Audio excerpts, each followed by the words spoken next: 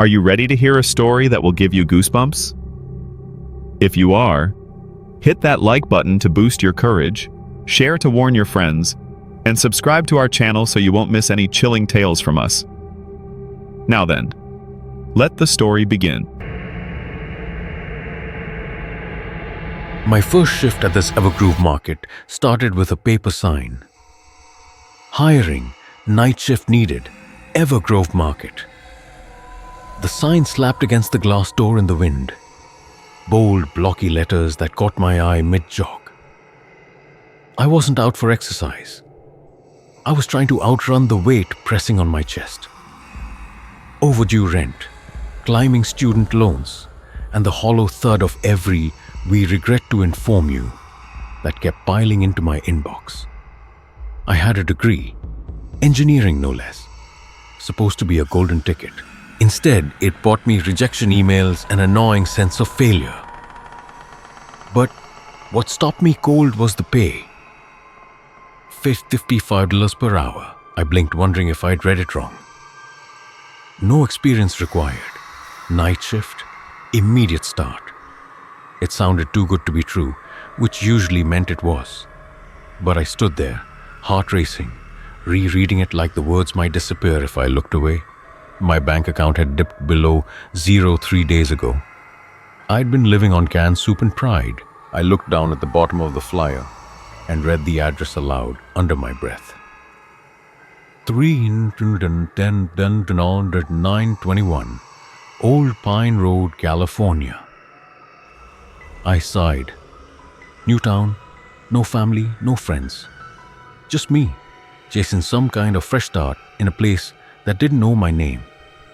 It wasn't ideal, but it was something. A flicker of hope, a paycheck. By 10 p.m., I was there. The store wasn't anything spectacular. In fact, it was a lot smaller than I'd imagined. I don't know why I thought this would be like a giant Walmart. I muttered to myself, taking in the dim, flickering sign saying Evergrove, and the eerie silence around me. There were no other shops in sight. Just a lone building squatting on the side of a near-empty highway, swallowed by darkness on all sides. It felt more like a rest stop for ghosts than a convenience store. But I stepped forward anyway.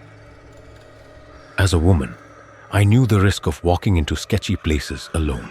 Every instinct told me to turn around. But when you're desperate, even the strangest places can start to look like second chances. The bell above the door gave a hollow jingle as I walked in. The store was dimly lit, aisles stretching ahead like crooked teeth in a too-wide grin.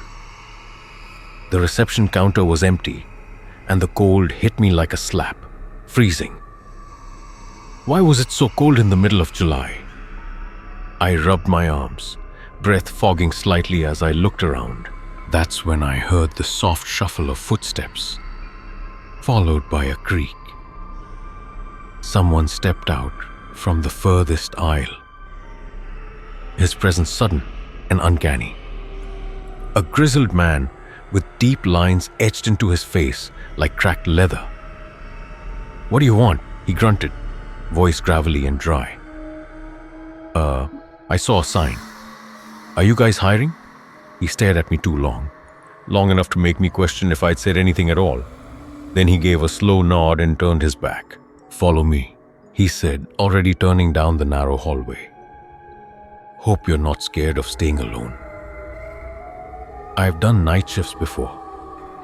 I seed recalling the call center night shift in high school, then retail during college. I was used to night shifts. They kept me away from home, from shouting matches, from silence I didn't know how to fill. The old man moved faster than I expected, his steps brisk and sure, like he didn't have time to waste. "This isn't your average night shift," he muttered, glancing back at me with a look I couldn't quite read, like he was sizing me up or reconsidering something. We reached a cramped employee office tucked behind a heavy door. He rummaged through a drawer, pulled out a clipboard and slapped a yellowed form onto the desk. "Fill this out," he said, sliding the clipboard toward me. "If you're good to start, the shift begins tonight." He paused, just long enough that I wondered if he was waiting for me to back out. But I didn't. I picked up the pen and skimmed the contract, the paper cold and stiff beneath my fingers. One line snagged my attention like a fishhook. Minimum term, 1 year, no early termination. Maybe they didn't want employees quitting after making a decent paycheck. Still, something about it felt off. My rent and student loans weighed heavily on my mind. Beggars can't be choosers, and I would need at least 6 months of steady work just to get a handle on my debts. But the moment my pen hit the paper, I felt it. A chill. Not from the air, but from the room. Like the store itself was watching me. The old man didn't smile or nod welcomingly. Just gave me a slow, unreadable nod. Without a word, he took the form and slid it into a filing cabinet that looked like it hadn't been opened in decades. "You'll be alone most of the time," he said, locking the drawer with a sharp click. "Stock shelves. Watch the front if anyone shows up. The cameras are old, but they work. And read this." He handed me a laminated sheet of yellow paper. The title read, "Standard Protocols." I unfolded the sheet carefully, the plastic sticky against my fingers. The list was typed in faded black letters. Standard Protocols 1. Never enter the basement. 2. If you hear footsteps or whispers after midnight, do not respond or investigate. 3. Keep all exterior doors except the front door locked at all times. No exceptions. 4. Do not acknowledge or engage with any visitors after 2 a.m. They are not here for the store. 5. If the lights flicker more than twice in a minute, stop all work immediately and hide until 1 a.m. 6. Do not exit the premises during your scheduled shift unless explicitly authorized. 7. Do not use your phone to call anyone inside the store. Signals get scrambled. 8. If you feel watched, do not turn around or run. Walk calmly to the main office and lock the door until you hear footsteps walk away. 9. Under no circumstances touch the old cash register drawer at the front counter. 10. If the emergency alarm sounds, cease all tasks immediately and remain still. Do not speak. Do not move until the sound stops. And ignore the voice that speaks. I swallowed hard, eyes flicking back up to the old man. "Serious business," I said, sarcasm creeping into my voice. "What is this? A hazing ritual?" He didn't laugh, didn't even blink. "If you want to live," he said quietly, locking eyes with me, "then follow the rules." With that, he turned and left the office, glancing at his watch. "Your shift starts at 11 and ends at 6.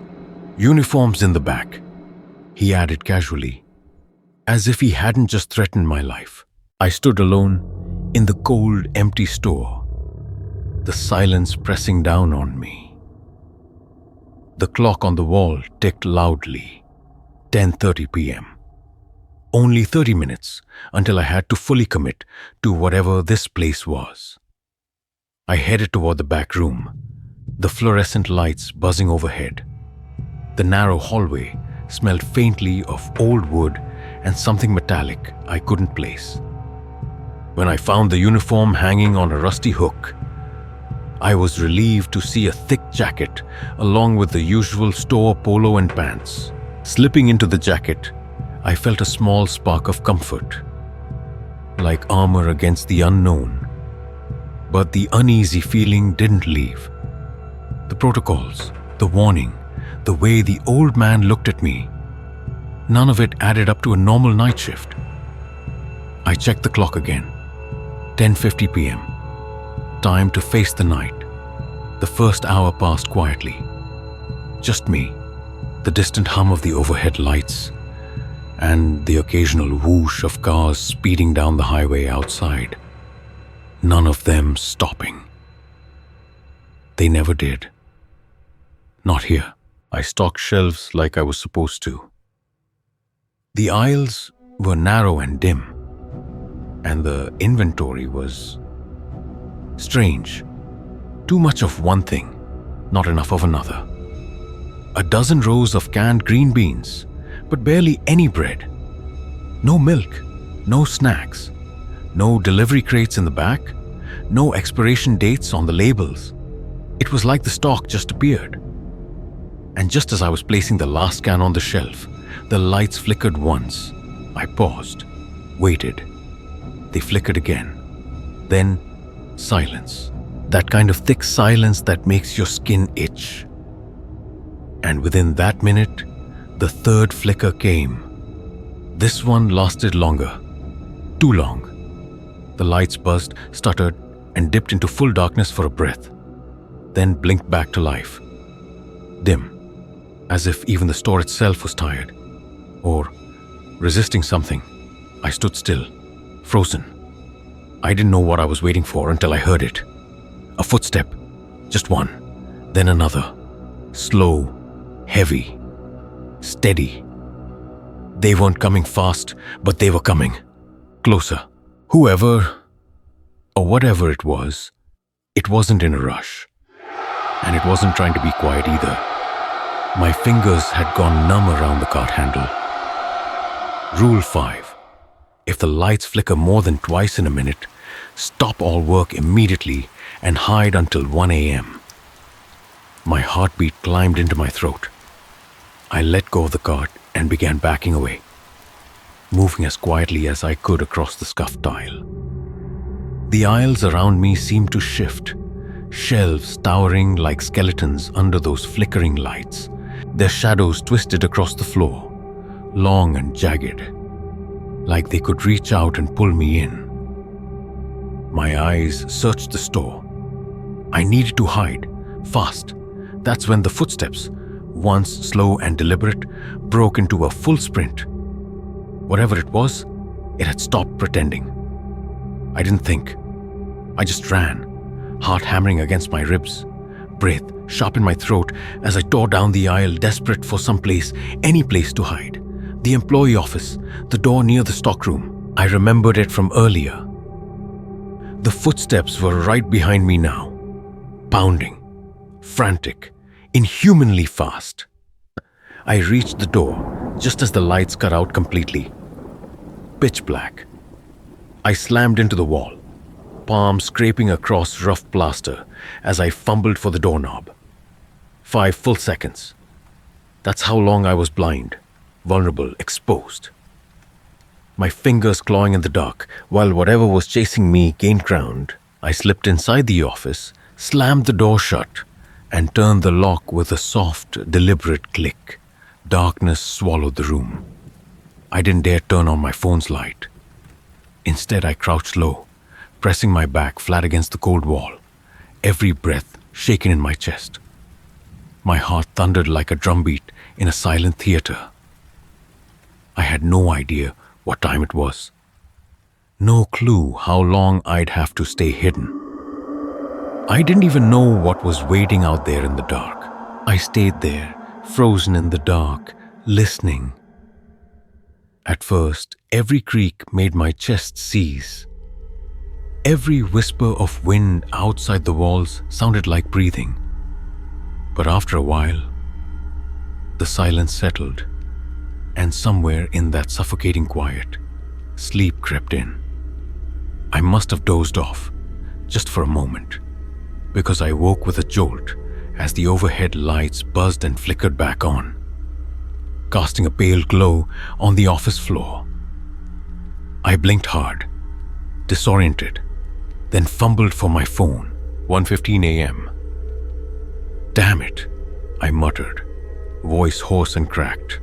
Whatever the hell was going on in this store, I didn't want any part of it. But my train of thought was cut short by a soft ding from the front counter. The bell. The reception bell. "Is anyone there?" A woman's voice, gentle but firm. Too calm for this hour. I froze, every instinct screaming for me to stay put.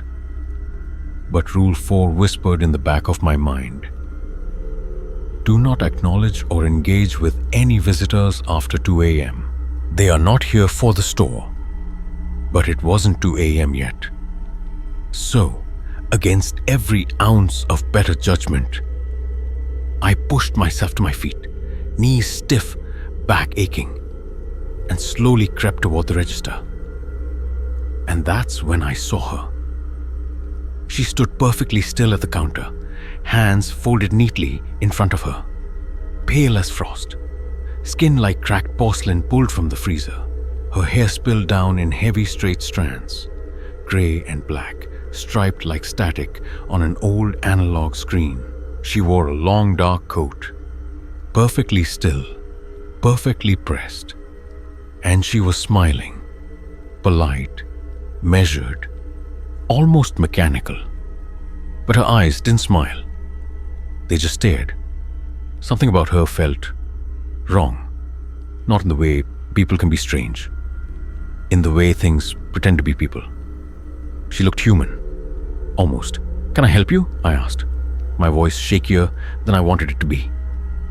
Part of me was hoping she wouldn't answer. Her smile twitched. Just a little. Too sharp. Too rehearsed. "Yes," she said. The word hung in the air, cold and smooth, like it had been repeated to a mirror one too many times. "I'm looking for something." I hesitated. "What kind of something?" She tilted her head, slowly, mechanically, like she wasn't used to the weight of it. "Do you guys have meat?" she asked.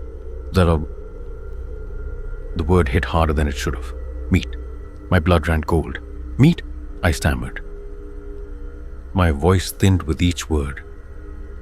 She didn't move, didn't blink, just stared. "Didn't you get a new shipment tonight?" she asked. Still calm, still smiling. And that's when it hit me. I had stocked meat tonight, not in the aisle, but in the freezer in the back room. 2 vacuum-sealed packs. No label, no origin. Just sitting there when I opened the store's delivery crate. 2 silent shrink-wrapped slabs of something. And that was all the meat in the entire store. Just those 2. "Yes," I said, barely louder than a whisper. "You can find it in the back, in the frozen section." She looked at me, not for a second, not for 10, but for 2 full minutes. She didn't move, didn't blink, just stood there, that same polite smile frozen across a face that didn't breathe, couldn't breathe. And then she said it. "Thank you, Remi." My stomach dropped. I never told her my name, and my uniform didn't even have a nameplate. But before I could react, she turned, slow, mechanical, and began walking down the back hallway. That's when I saw them. Her feet, they weren't aligned with her body, angled just slightly toward the entrance, like she'd walked in backward and never fixed it. As she walked away, those misaligned feet shuffling against the linoleum, I stayed frozen behind the counter, eyes locked on her, until she disappeared into the back hallway. Silence returned, thick and heavy. I waited. 1 second, then 10, then a full minute. No sound, no footsteps, no freezer door opening. Just silence. I should have stayed behind the counter. I knew I should have, but something pulled at me.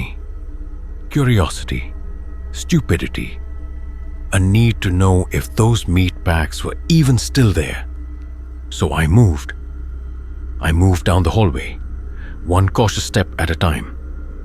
The overhead lights buzzed softly. No flickering. Just a steady, dull hum. Dimmer than before, almost like they didn't want to witness what was ahead. The back room door stood open. I hesitated at the threshold, heart hammering in my chest. The freezer was closed, exactly how I'd left it. But she was gone. No trace of her, no footprints, no sound. Then I noticed it. One of the meat packets was missing. My stomach turned. And that's when I heard it. Ding. The soft chime of the front doorbell. I bolted back toward the front, sneakers slipping on the tile. By the time I reached the counter, the door was already swinging shut with a gentle click. Outside, empty parking lot. Inside, no one. She was gone. And I collapsed. My knees gave out beneath me as panic took over. My heart pounding so hard, I thought it might tear through my chest. My breath came in short gasps. Every instinct screamed, run, escape, get out. But then I remembered Rule 6. Do not exit the premises during your scheduled shift unless explicitly authorized. I stared at the front door like it might bite me. I couldn't leave. I was trapped. My hands were trembling. I needed to regroup, breathe, think. I stumbled to the O17 employee restroom and splashed cold water on my face, hoping it would shock my mind back into something resembling calm. And that's when I saw it. In the mirror, wedged between the glass and the frame, was a folded piece of paper, just barely sticking out. I pulled it free and opened it. 4 words. Bold, smeared, urgent, don't accept the promotion. What the hell? I whispered.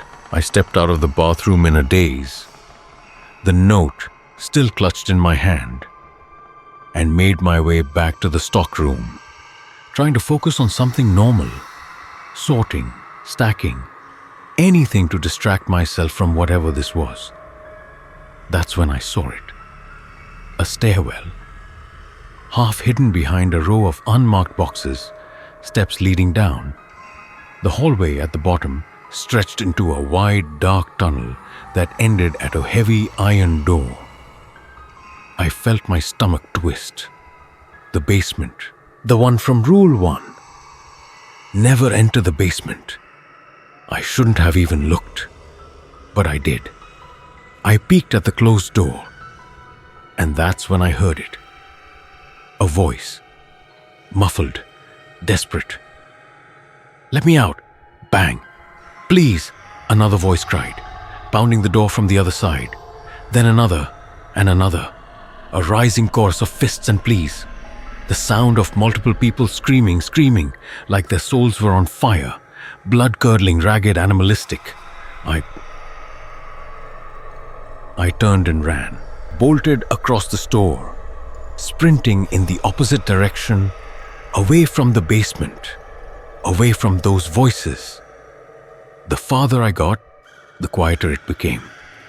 By the time I reached the far side of the store, it was silent again, as if no one had ever spoken, as if no one had screamed, as if that door at the bottom of the stairs didn't exist. Then the bell at the reception desk rang. Ding, I froze. Rule 4 punched through my fog of fear. Do not acknowledge or engage with any visitors after 2 a.m. They are not here for the store. I slowly turned toward the clock hanging at the center of the store. 2:35 a.m. Shit. The bell rang again. Harder this time. More impatient. I was directly across the store, hidden behind an aisle, far from the counter. I crouched low and peeked through a gap between shelves. And what I saw chilled me to the bone. It wasn't a person. It was a creature, crouched on all fours, nearly 6 feet tall and hunched. Its skin was hairless, stretched and raw like sun-scorched flesh. Its limbs were too long. Its fingers curled around the edge of the counter like claws. And its face, it had no eyes. just a gaping, unhinged jaw, so wide I couldn't tell if it was screaming or simply unable to close. It turned its head in my direction. It didn't need eyes to know. Then, the alarm went off.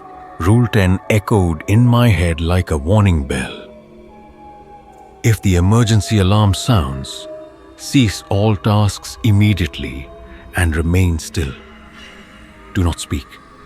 Do not move until the sound stops. And ignore the voice that speaks. The sirens wailed through the store, shrill and disorienting. I froze, forcing every muscle in my body to go still. I didn't even dare to blink. And then, beneath the screech of the alarm, came the voice, low and crooked, not human. Remi, in aisle 6, report to the reception. The voice repeated it again, warped and mechanical, like it was being dragged through static. Remi in aisle 6, come to the desk. I didn't move, didn't breathe, but my eyes, my traitorous eyes, drifted upward, and what I saw made my stomach drop through the floor. Aisle 6. I was in aisle 6. The second I realized it, I heard it move. The thing near the desk snapped its head and launched forward, charging down the store like it had been waiting for this cue. I didn't wait. I didn't think. Just thought, screw this, and ran. The sirens only got louder, harsher. Shadows started slithering out from between shelves, writhing like smoke with claws, reaching, grasping. Every step I took felt like outrunning death itself. The creature was behind me now, fast and wild, crashing through displays, howling without a mouth that ever closed. The shadows weren't far behind, hungry, screaming through the noise. I turned sharply toward the back hallway, toward the only place left, the stairwell. I shoved the basement door open and slipped behind it at the last second, flattening myself behind the frame just as the creature skidded through. It didn't see me. It didn't even hesitate. It charged down the stairs, dragging the shadows with it into the dark. I slammed the door shut and twisted the handle. Click. It auto-locked. Thank God. The pounding began immediately. Fists or claws beating against the other side. Screams, inhuman, layered, dozens of voices all at once, rose from beneath the floor like a chorus of the damned. I collapsed beside the door, chest heaving, soaked in sweat. Every nerve in my body was fried. My thoughts scrambled and spinning. I sat there for what felt like forever. Maybe an hour, maybe more. While the screams continued, until they faded into silence. Eventually, I dragged myself to the break room. No sirens, no voices, just the hum of the fridge and the buzz of old lights. I made myself coffee with shaking hands. Not because I needed it, because I didn't know what else to do. I stared at the cup like it might offer answers to questions I was too tired and too scared to ask. All I could think was, God, I hope I never come back. But even as a thought passed through me, I knew it was a lie. The contract said 1 year, 1 full year of this madness. And there was no getting out. By the time 6 a.m. rolled around, the store had returned to its usual, suffocating quiet. Like nothing had ever happened. Then the bell above the front door jingled. The old man walked in. He paused when he saw me, sitting in the break room, alive. "You're still here?" he asked, genuinely surprised. I looked up, dead-eyed. "No shit, Sherlock." He let out a low chuckle, almost impressed. "Told you it wasn't your average night shift, but I think this is the first time a newbie has actually made it through the first night." Not an average night shift doesn't mean you die on the clock, old man, I muttered. He brushed off the criticism with a shrug. You followed the rules. That's the only reason you're still breathing. I swallowed hard, my voice barely steady. Can I quit? His eyes didn't even flicker. Nope, the contract says 1 year. I already knew that, but it still stung, hearing it out loud. But, he added casually, there's a way out. I looked up slowly, wary. You can leave early, he said, if you get promoted. That word stopped me cold. Don't accept the promotion. The note in the bathroom flashed through my mind like a warning shot. Promotion? I asked, carefully measuring the word. Not many make it that far, he said, matter of fact. No emotion, no concern. Like he was stating the weather. I didn't respond, just stared. He slid an envelope across the table. Inside, my paycheck, $500. For 1 night of surviving hell. You earned it, he said, standing. Uniform rack, I'll have your size ready by tonight. See you at 11? Then he walked out, calm, routine, like we'd just finished another late shift at a grocery store. But nothing about this job was normal. And if not many make it to the promotion, that could only mean one thing. Most don't make it at all. I pocketed the check and stepped out into the pale morning light. The parking lot was still. Too still. I walked to my car, every step echoing louder than it should have. I slid into the driver's seat, hands gripping the wheel, knuckles white. I sat there for a long time, engine off, staring at the rising sun, thinking, wondering if I'd be stupid enough to come back tomorrow. And knowing, deep down, I would. Believe it or not, I've made it 3 whole weeks in this nightmare. 3 weeks of bone-deep whispers, flickering lights, and pale things pretending to be people. And somehow, against all odds, I keep making it to sunrise. By now, I've realized something very comforting. Sarcasm, fully intended. The horror here runs on a schedule. The pale lady shows up every night at exactly 1:15 a.m. Not a minute early, not a second late. She always asks for meat. The same meat she already knows is in the freezer behind the store. I never see her leave. She just stands there, grinning like a damn wax statue for 2 straight minutes, then floats off to get it herself. Every third night, the lights go out at 12:43 a.m., right on the dot. Just long enough for me to crawl behind a shelf, hold my breath, and wonder what thing is breathing just a few feet away in the dark. And every 2 days, the ancient intercom crackles to life and croaks the same cheerful death sentence. Attention Evergrove staff, Remi and aisle 8, please report to the reception. It's always when I'm in aisle 8. It's always my name. The only thing that changes is the freak show of customers after 2 a.m. They're different from the hostile monster I met on my first shift. More polite, fake. On Wednesdays, it's an old woman with way too many teeth and no concept of personal space. Thursdays, a smooth-talking businessman in a sharp suit follows me around, asking for the latest cigarettes. I never respond. Rule 4 is pretty clear.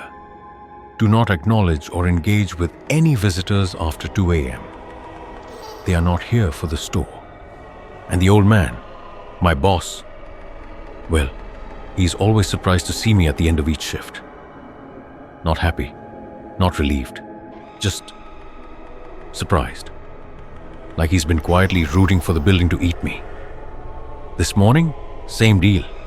He walked in at 6 o'clock a.m. sharp, his coat still covered in frost that somehow never melts. Here's your paycheck, he said, sliding the envelope across the break room table. $500 for another night of surviving hell. But this time, something was different in his face.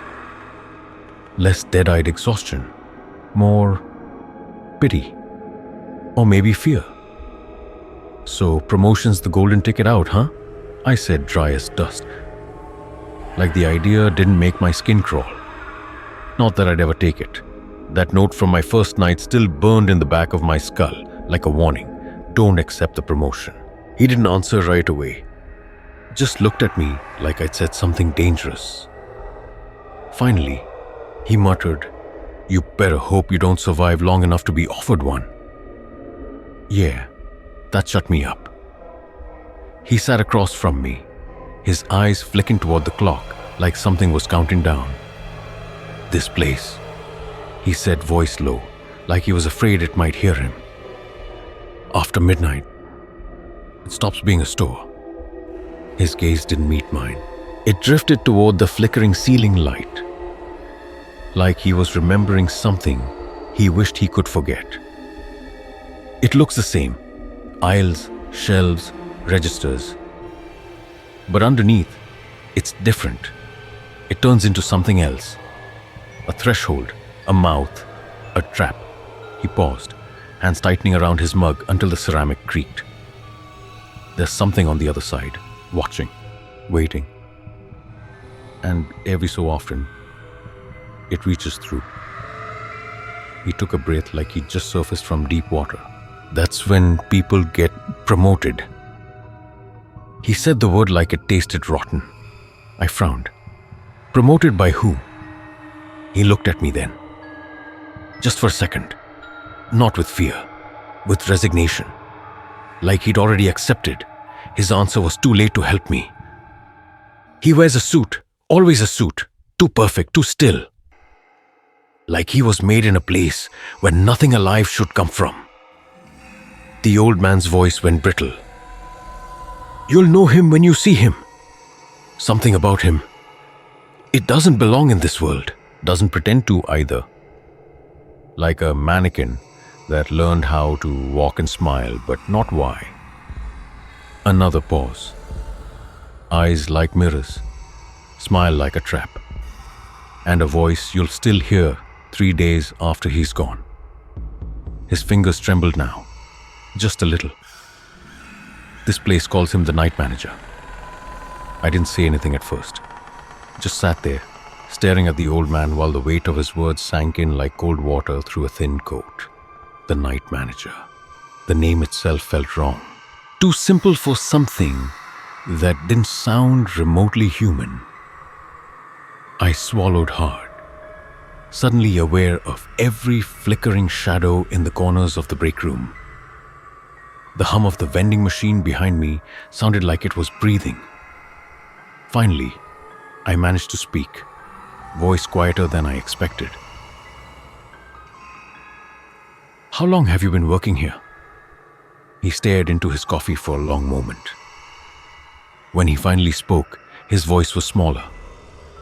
"I was 15. Came here looking for my dad." Another pause, longer this time. He looked like the words hurt.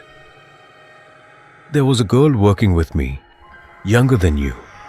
2 months in, she got offered a promotion. Took it. Gone the next day. No trace, no mention.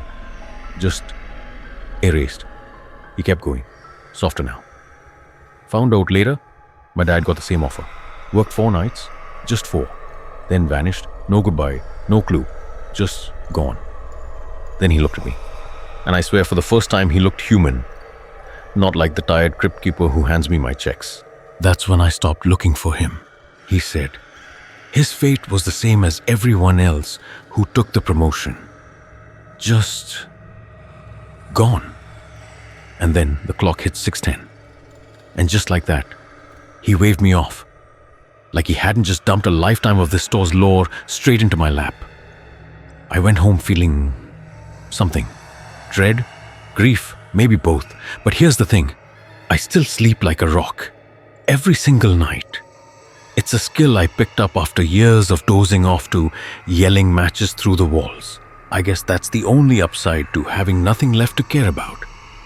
Silence sticks easier when there's no one left to miss you. There wasn't anything left to do anyways. I'd already exhausted every half-rational plan to claw my way out of this waking nightmare. After my first shift, I went full tinfoil hat mode. Hours lost in internet rabbit holes, digging through dead forums, broken archives, and sketchy conspiracy blogs. Evergrove Market, the town, the things that whisper after midnight. Nothing. Just ancient Reddit threads with zero replies, broken links, and a wall of digital silence. Not even my overpriced, utterly useless engineering degree could make sense of it. By the third night, I gave up on Google and stumbled into the town library as soon as it opened at 7 a.m. I looked like hell. Raccoon eyes, hoodie, stale energy drink breath. A walking red flag. The librarian clocked me instantly. One glance, and I knew she'd mentally added me to the trouble list. Still, I gave it a shot. I asked her if they had anything on cursed buildings, haunted retail spaces, or entities shaped like oversized dogs with jaws that hinged the wrong way. She gave me the kind of look reserved for people who mutter to themselves on public transit. One perfectly raised brow and a twitch of the hand near the desk phone, like she was debating whether to dial psych services or security. Honestly, I wouldn't have blamed her, but she didn't, and I walked out with nothing but more questions. This morning, I slept like a corpse again. 3 weeks of surviving hell shifts had earned me one thing: the ability to pass out like the dead and wake up to return to torture. I now call work. But the moment I walked through the door, something was wrong. Not just off, wrong. It felt like standing at the edge of a cliff, gravity whispering your name. Everything in me screamed, run. But the contract said don't, and I'm more scared of breaking that than dying. So, I stepped inside. The reception was empty. No old man, no sarcastic remarks, no frost-covered coat. I checked the usual places: the haunted freezer, aisle 8, even the break room. Nothing. No one. My shift started quietly, too quietly. It was Thursday, so I waited for the schedule to kick in. Pale lady at 1:15, the businessman around 3, then the whispers, the lights, the routine nightmare. But tonight, the system failed. At 1:30, the freezer started humming. In reverse, not a metaphor, literally backwards, like someone had rewound reality by mistake. The air around aisle 5 warped with the sound, like it was bending under the weight of something it couldn't see. Even the pale lady didn't show up tonight, and that freak never misses her meat run. No flickering lights, no intercom, just silence. Then, at 3:00 a.m., the businessman arrived. Same tailored suit, same perfect hair, but no words, no stalking. He walked up to the front doors, pulled a laminated sheet from inside his jacket, and slapped it against the glass. Then he left. No nod, no look, no goodbye. Just gone. I walked up to the door, heart already thudding. I didn't even need to read it. Same font, same laminate, same cursed format that had already ruined any hope of a normal life. Another list. New staff directive, phase 2. Effective immediately, I started reading. The reflections in the cooler doors are no longer yours after 2:17 a.m. Do not look at them. If you accidentally do, keep eye contact. It gets worse if you look away.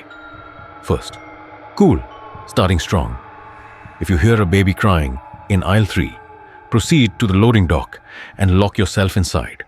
Stay there for exactly 11 minutes. No more, no less. Because babies are terrifying now, apparently. A second you may arrive at any time. Do not speak to them. Do not let them speak to you. If they say your name, cover your ears and run to the cleaning supply closet. Lock the door. Count to 200. Wait for silence. What the actual hell? If you find yourself outside the store without remembering how you got there, go back inside immediately. Do not look at the sky. Something new lives behind the canned goods aisle. If you hear it breathing, whistle softly as you walk by. It hates silence. If the intercom crackles at 4:44 a.m., stop whatever you're doing and lie face down on the floor.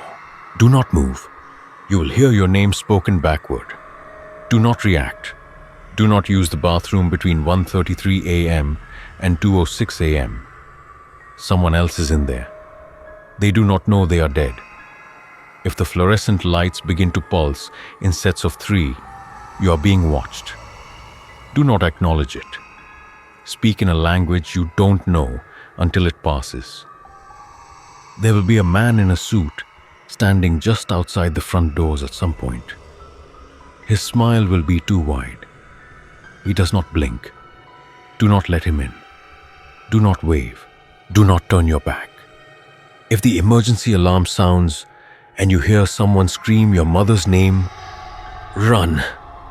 Do not stop. Do not check the time. Run until your legs give out or the sun rises. Whichever comes first. I blinked. Once, twice. What the actual hell? April Fools. Except it's July. And no one here has a sense of humor. Least of all me. I stared at one of the lines, as if rereading it would somehow make it make sense. A second you may arrive tonight, do not speak to them. Yeah, totally normal. Just me and my evil doppelganger hanging out in aisle 3. Do not look at the sky. Speak in a language you don't know. Run until your legs give out or the sun rises. By the time I reached the last line, I wasn't even scared. Not really. I was numb. Like someone had handed me the diary of a lunatic and said, live by this or die screaming. It was unhinged, unfollowable, inhuman. And yet, I didn't laugh. Because I've seen things that defy explanation, things that should not exist, the freezer humming like it's rewinding reality. Shadows that slither against physics. The businessman with the dead eyes and the 2 quiet shoes who shows up only to tack new horrors to the wall like corporate memos from hell. This place stopped pretending to make sense the moment I locked that thing in the basement on my first shift, and that's why this list scared the hell out of me. Because rules, real rules, can be followed, survived. But this was a warning stapled to the jaws of something that plans to bite. I folded the page with shaking hands, slipped it into my pocket like a sacred text, and backed away from the front door. That's when it happened. That shift. Like gravity blinked. Like the air twitched. The front door creaked. Not the usual automatic hiss and chime, but a long, slow swing, like a church door opening at a funeral. I turned, and he walked in. Black shoes, polished like obsidian. A charcoal suit that clung to him like a shadow. Tall. Too tall to be usual, but not tall enough to be impossible. And sharp, like someone had sculpted him out of glass and intent. He looked like he belonged on a red carpet or a Wall Street throne. But in the flickering jaundiced lights of Evergrove Market, he didn't look human. Not wrong exactly, just off. Like a simulation rendered one resolution too high. Like someone had described man to an alien artist, and this was the first draft. His smile was perfect, too perfect, practiced, like a knife learning to grin. The temperature dropped the moment he stepped over the threshold. He didn't say a word, just stared at me, eyes like static. Glass marbles that shimmered with a color I didn't have a name for. A color that probably doesn't belong in this dimension. And I knew. Right then, I knew why the old man warned me. Why he flinched every time I brought up promotions. Because this was the one who offers them. From behind the counter, the old man appeared. Quiet. Like he'd been summoned by scent or blood or fate. He didn't look shocked. Just done. Like someone waiting for the train they swore they'd never board. He gave the tiniest nod. "This," he said, voice barely above a whisper, "is the night manager." I stared. The thing called the night manager stared back. No blinking, no breathing. Just that flawless, eerie smile. And then, in a voice that slid under my skin and curled against my spine, he said, "Welcome to phase 2. I didn't respond. Couldn't. Every muscle screamed, "Run!" But I just stood there, frozen. Like an idiot wax figure in a haunted diorama. Because he was here, the night manager. He didn't just look at me, he peeled me apart with his eyes. Slow, meticulous, clinical. Like a frog in a high school lab, he couldn't wait to slice open. I didn't move, not out of courage. Just the kind of primal instinct that tells you not to twitch, while something ancient and awful decides if you're prey or plaything. He tilted his head, not like a person, but like a crow picking over roadkill. "Phase 2, he said, "is not a punishment. Great. Though if you prefer punishment," he added, "that can be arranged." His voice was polished, sure, but empty. Like someone programmed a seduction algorithm and forgot to add a soul. "It's an adjustment," he continued, "a clarification of expectations, an opportunity." That last word made the old man flinch. And honestly, good. Nice to know I wasn't the only one whose stomach turned at the sound of him talking like a recruiter for a cult. The night manager turned toward him, slow, and smiled wider. "You remained curious." He said it like it was a defect that needed fixing. The old man stayed silent. Maybe he wasn't even supposed to be here. But right now, I was glad he was. Anything was better than being left alone with this thing. Then those unnatural eyes locked on me. His grin aimed for human and missed by miles. "You're adapting? Not thriving, of course, but surviving. Well, thank you for noticing, Eldritch Bossman. I do try." Then, he moved. Or didn't. I don't know. There was just less space. "I evaluate personnel personally when they make it this far," he said. 5 more nights, and then we begin your final review. A performance review, wonderful. His grin stretched just a bit too far. Perfect teeth. The kind of smile you'd see in an ad for dental work. Or on a predator, pretending to be human. "Most don't make it this far," he said, voice light now, like this was some casual lunch meeting. "Still, you're not quite what I expected. But then again, you're human, blinking, sleeping, feeling, inefficient, but adorable." I spoke before I could stop myself.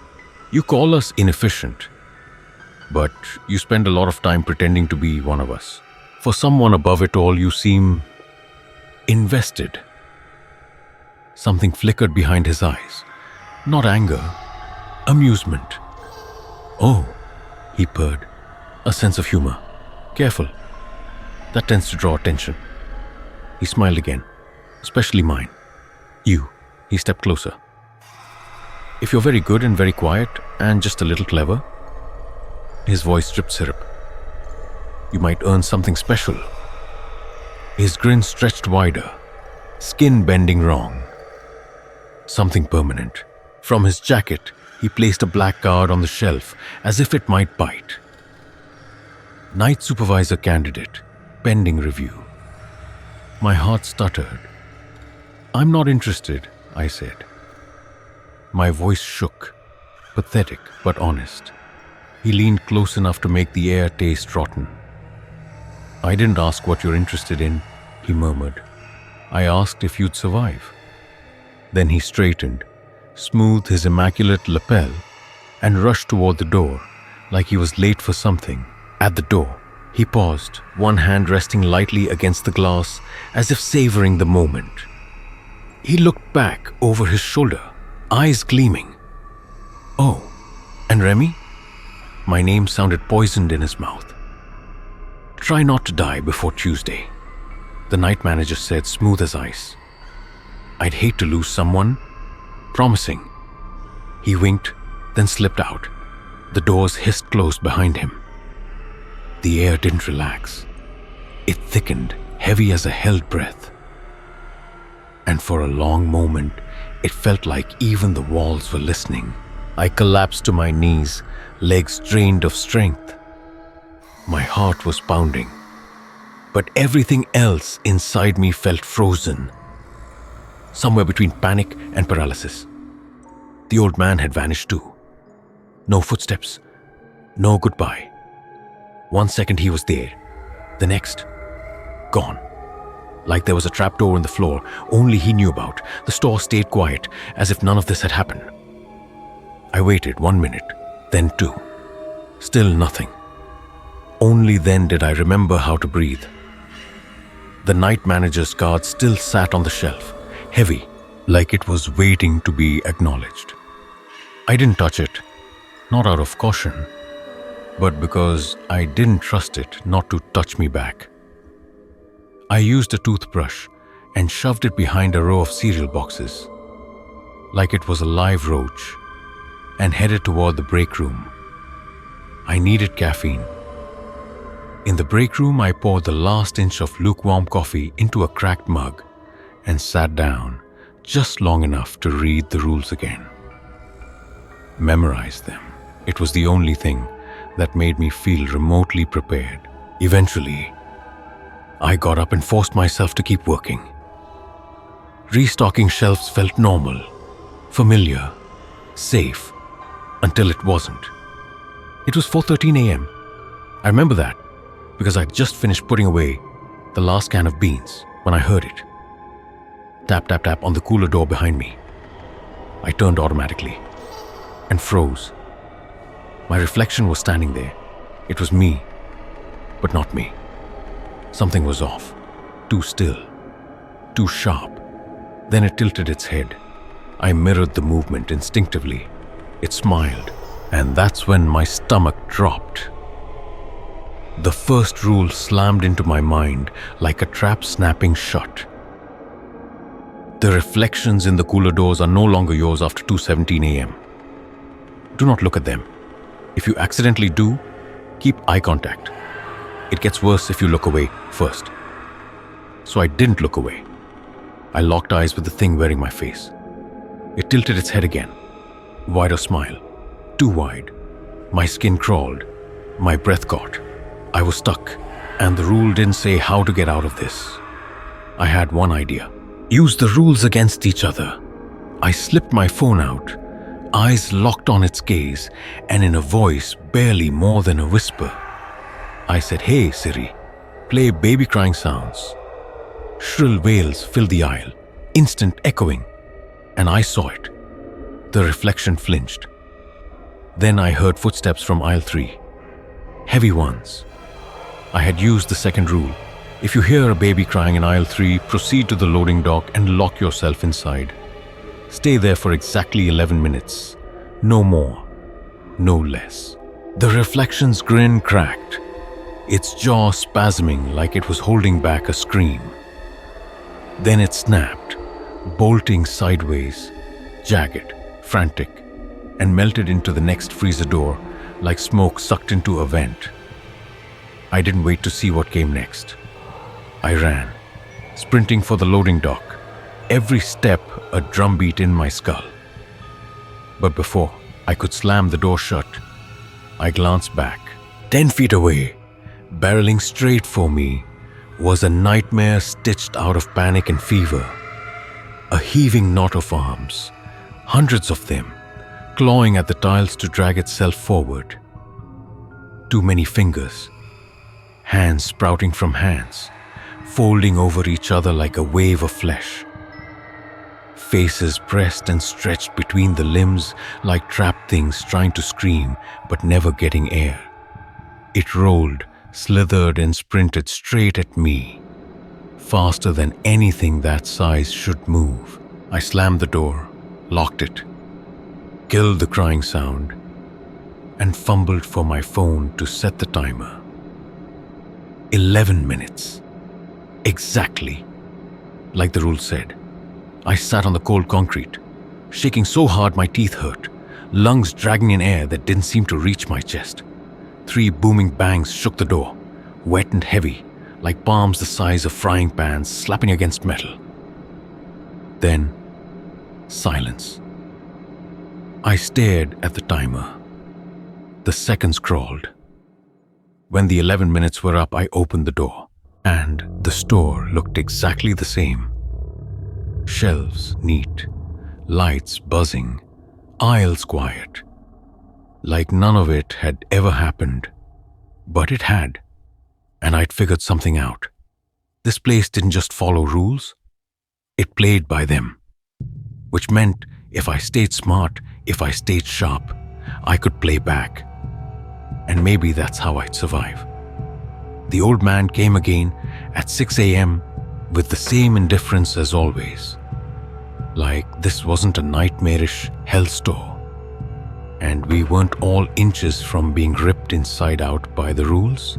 He carried a battered clipboard, sipped burnt coffee like it still tasted like something, and gave me a once-over that landed somewhere between clinical and pitying. "You're still here," he said like that was surprising. I didn't have the energy to be sarcastic. "Unfortunately," he nodded like I just reported the weather. "Did you take the card?" he asked. I shook my head. It didn't seem like a normal card. The old man didn't nod. He didn't do much of anything really. Just stood there, looking at me the way someone looks at a cracked teacup. Not ruined, not useful, just existing without reason. "You made it through the reflection," he said finally. "That's something." I leaned against the break room door frame, hands still trembling, trying to pretend they weren't. Barely. Had to bait one rule with another. It felt like solving a haunted crossword puzzle with my life on the line. That finally earned the faintest twitch of a grin. "Smart," he said. "Risky, but smart." I waited. When he didn't say anything else, I asked, "Why did he show up?" "He showed up because you're still standing," the old man said, his voice going flat. I didn't respond right away. That thought, that just surviving was enough to get his attention, made something cold slither under my skin. The night manager didn't seem like the kind of guy who handed out gold stars. No, he tracked potential, watched like a spider, deciding which fly was smart enough to be worth webbing up slowly. "Why me?" I finally asked. The old man was already walking away, clipboard tucked under one arm. "You should ask yourself something better," he said. "Why now?" I followed him, down past the cereal aisle, past the cooler doors, which I now avoided like they were leaking poison, past the place where the mangled mess of hands chased me. That question stuck with me. Why now? "Did you ever take the card?" I asked suddenly. "Did he ever offer it to you?" The old man's footsteps slowed. Just slightly, barely enough to notice, but I did. He didn't turn. I said no. He replied after a beat. And I'm still here, aren't I? Not exactly comforting. We walked in silence for a while, the hum of the fluorescents buzzing overhead like mosquitoes in a motel room. The store didn't feel real anymore. It hadn't for a while. It felt like a set, a stage, like we were performing normalcy just well enough to keep something worse from stepping on stage. He said phase 2 was the clarification of expectations. I said, what does that actually mean? He gave me a look I didn't like he wasn't sure if I was ready for the answer, or if saying it aloud would invite something to come confirm it. Then he said, it means you're on your own now. I stopped walking. What? He turned to face me fully for the first time since we started this walk. Up until now, the rules were enough. You followed them or you didn't. Cause, effect. But phase 2 means you've graduated from basic survival to something else. Now things notice you. A beat. And the rules? They still matter, he said. But now they twist, shift. Sometimes they bait you. I stared at him. They bait you? He nodded. And sometimes the only way out is by using one against another. I exhaled slowly. So there's no safety net. No, he said almost gently. But if it makes you feel better, there never was. I felt the walls press in again. This wasn't a job anymore. It never had been. It was a trial, an experiment, a maze maybe, with rules that sometimes saved you and sometimes led you straight into the Minotaur's mouth. And the night manager, he was just the one watching which rats figured out the shortcuts and which ones continued to stay in the maze. That night, I slept like a log. Not because I was calm. Hell no. It was more like my brain knew I wouldn't survive if I showed up to work even half asleep. Like some primal part of me finally understood the stakes. When I dragged myself in for the next shift, the old man was already there, just like always. Same bitter coffee, same battered clipboard. But this time, something about him was different. Not tired, not grim, determined. It's 3 more nights until your evaluation, he said like it mattered to both of us. I nodded slowly. Should I be dreading the 3 nights or the evaluation itself? He didn't answer right away. Instead, I asked, what happens after phase 2? He froze, just for a second, but enough. Then he said it, quietly, like it was a confession, not a fact. Oh, I never made it past phase 2. I blinked. Wait, but you're still here. He smiled, not warmly, not bitterly. Just thin, mechanical. Yes, he said, I am. Something in my gut twisted. Because I know what happened to people who broke the rules, who failed. They were erased. Gone like they'd never been here at all. But him, he stayed. And that's when I realized all the little things I'd been filing under, weird but whatever. The way the lines in his face deepened every day. Like time was carving at him but never finishing the job. How he only ever sipped at that lukewarm sludge he called coffee, never swallowing enough to matter. How his footsteps made no sound. How the motion sensors never blinked when he walked by. How the store itself acted like he wasn't even there. How long have you been here? I asked, quieter than I meant to. His eyes didn't quite meet mine. Long enough. The silence stretched. You okay? I asked. I'm always okay, he replied instantly. Too instantly. That was when I knew. He looked like a man, talked like one. But whatever he was now, whatever phase 2 had done to him, He wasn't exactly human anymore. "So, are you human?" I asked. I braced for the neat little lie, that easy yes to cover whatever he really was. But he didn't answer, didn't blink. His eyes stayed locked on something I couldn't see. And in that stillness, something cold slid down my spine. I'd hit a nerve, and suddenly, I wasn't sure if the only ally I had in this nightmare was really an ally at all. He let me walk into this job blind. Never said the rules could change. Never warned me they could overlap. Or that the night manager could just appear and peel me apart. He only ever comes after, like he's just here to inspect the wreckage. Maybe that's all he's allowed to do. Or maybe I'm just an idiot. I hate that I see it now. I hate that I'm starting to wonder if he's just another cog in this machine. Life has taught me one thing: don't trust anyone completely. Not even the ones who stay. And if I can't trust him, then I've got no one. I stared, waiting for anything. A blink, a twitch, a word. But he stayed carved out of stone. "Guess that's a no," I muttered. Finally, he moved. Just barely. His hand tightened on that battered clipboard, not like he was angry, but like someone holding on to the last thing they have. When he spoke, his voice was softer than I'd ever heard it. "You shouldn't ask questions you already know the answer to," he said. And for the first time, it didn't sound like a warning. It sounded like an apology.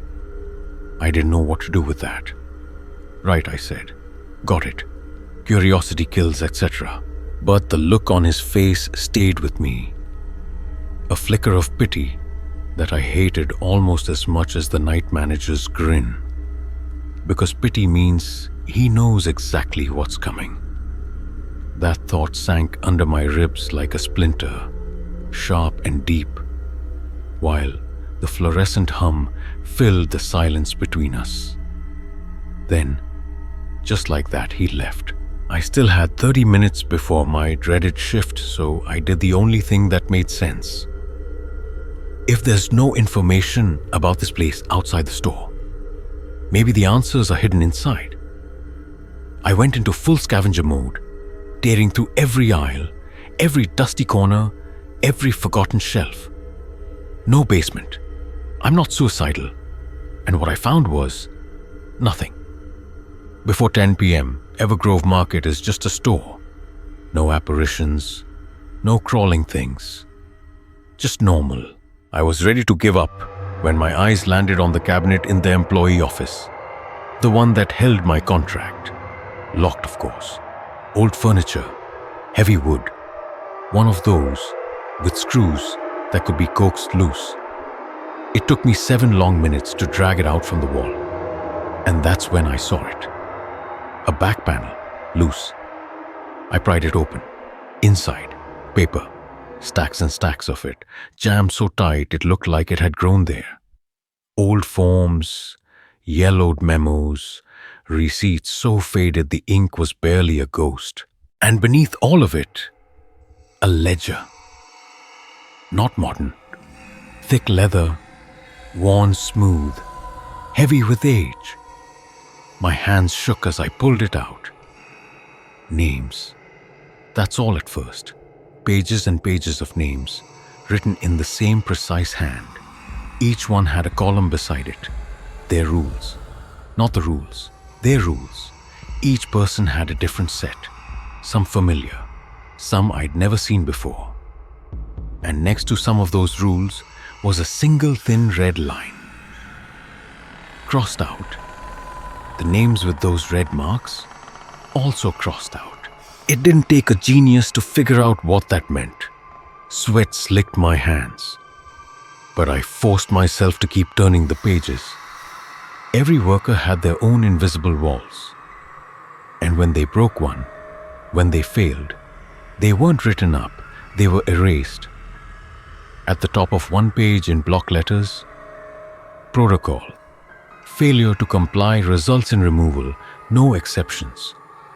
Underneath was a name I didn't recognize. Rule number 7. Beside it was circled. Do not leave the building between 3:02 and 3:33, no matter what calls you outside. That line was crossed out in red. So was their name. The deeper I flipped, the worse it got. Dozens of names, dozens of rules, and every single one ended the same way, blotted out like they'd never existed. My stomach turned. This wasn't a ledger. It was a graveyard. I snapped pictures with shaking hands. When I checked my phone, the names were there, except the crossed out ones. Those spots were blank, like the paper had erased itself the second I looked away. A cold, crawling dread sank its teeth in.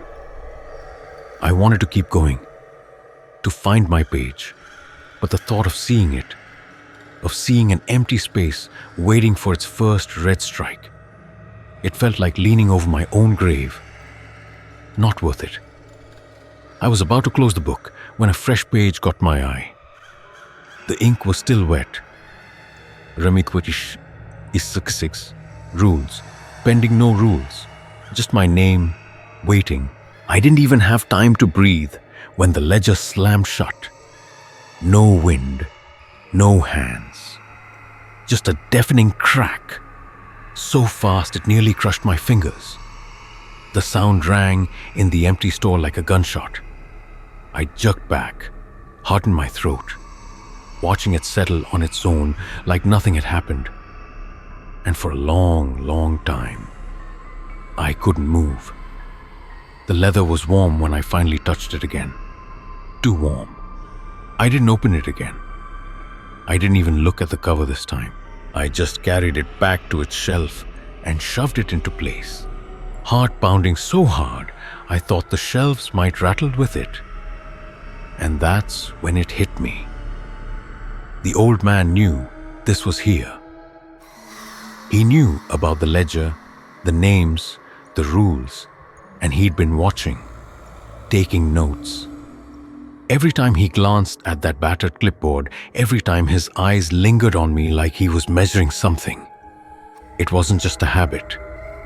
He's been keeping score, keeping track of how long I've lasted before it's my turn to be crossed out. The thought settled like ice water in my stomach. I pressed the cabinet door panel shut and stepped back, as if just being near it could get me erased early.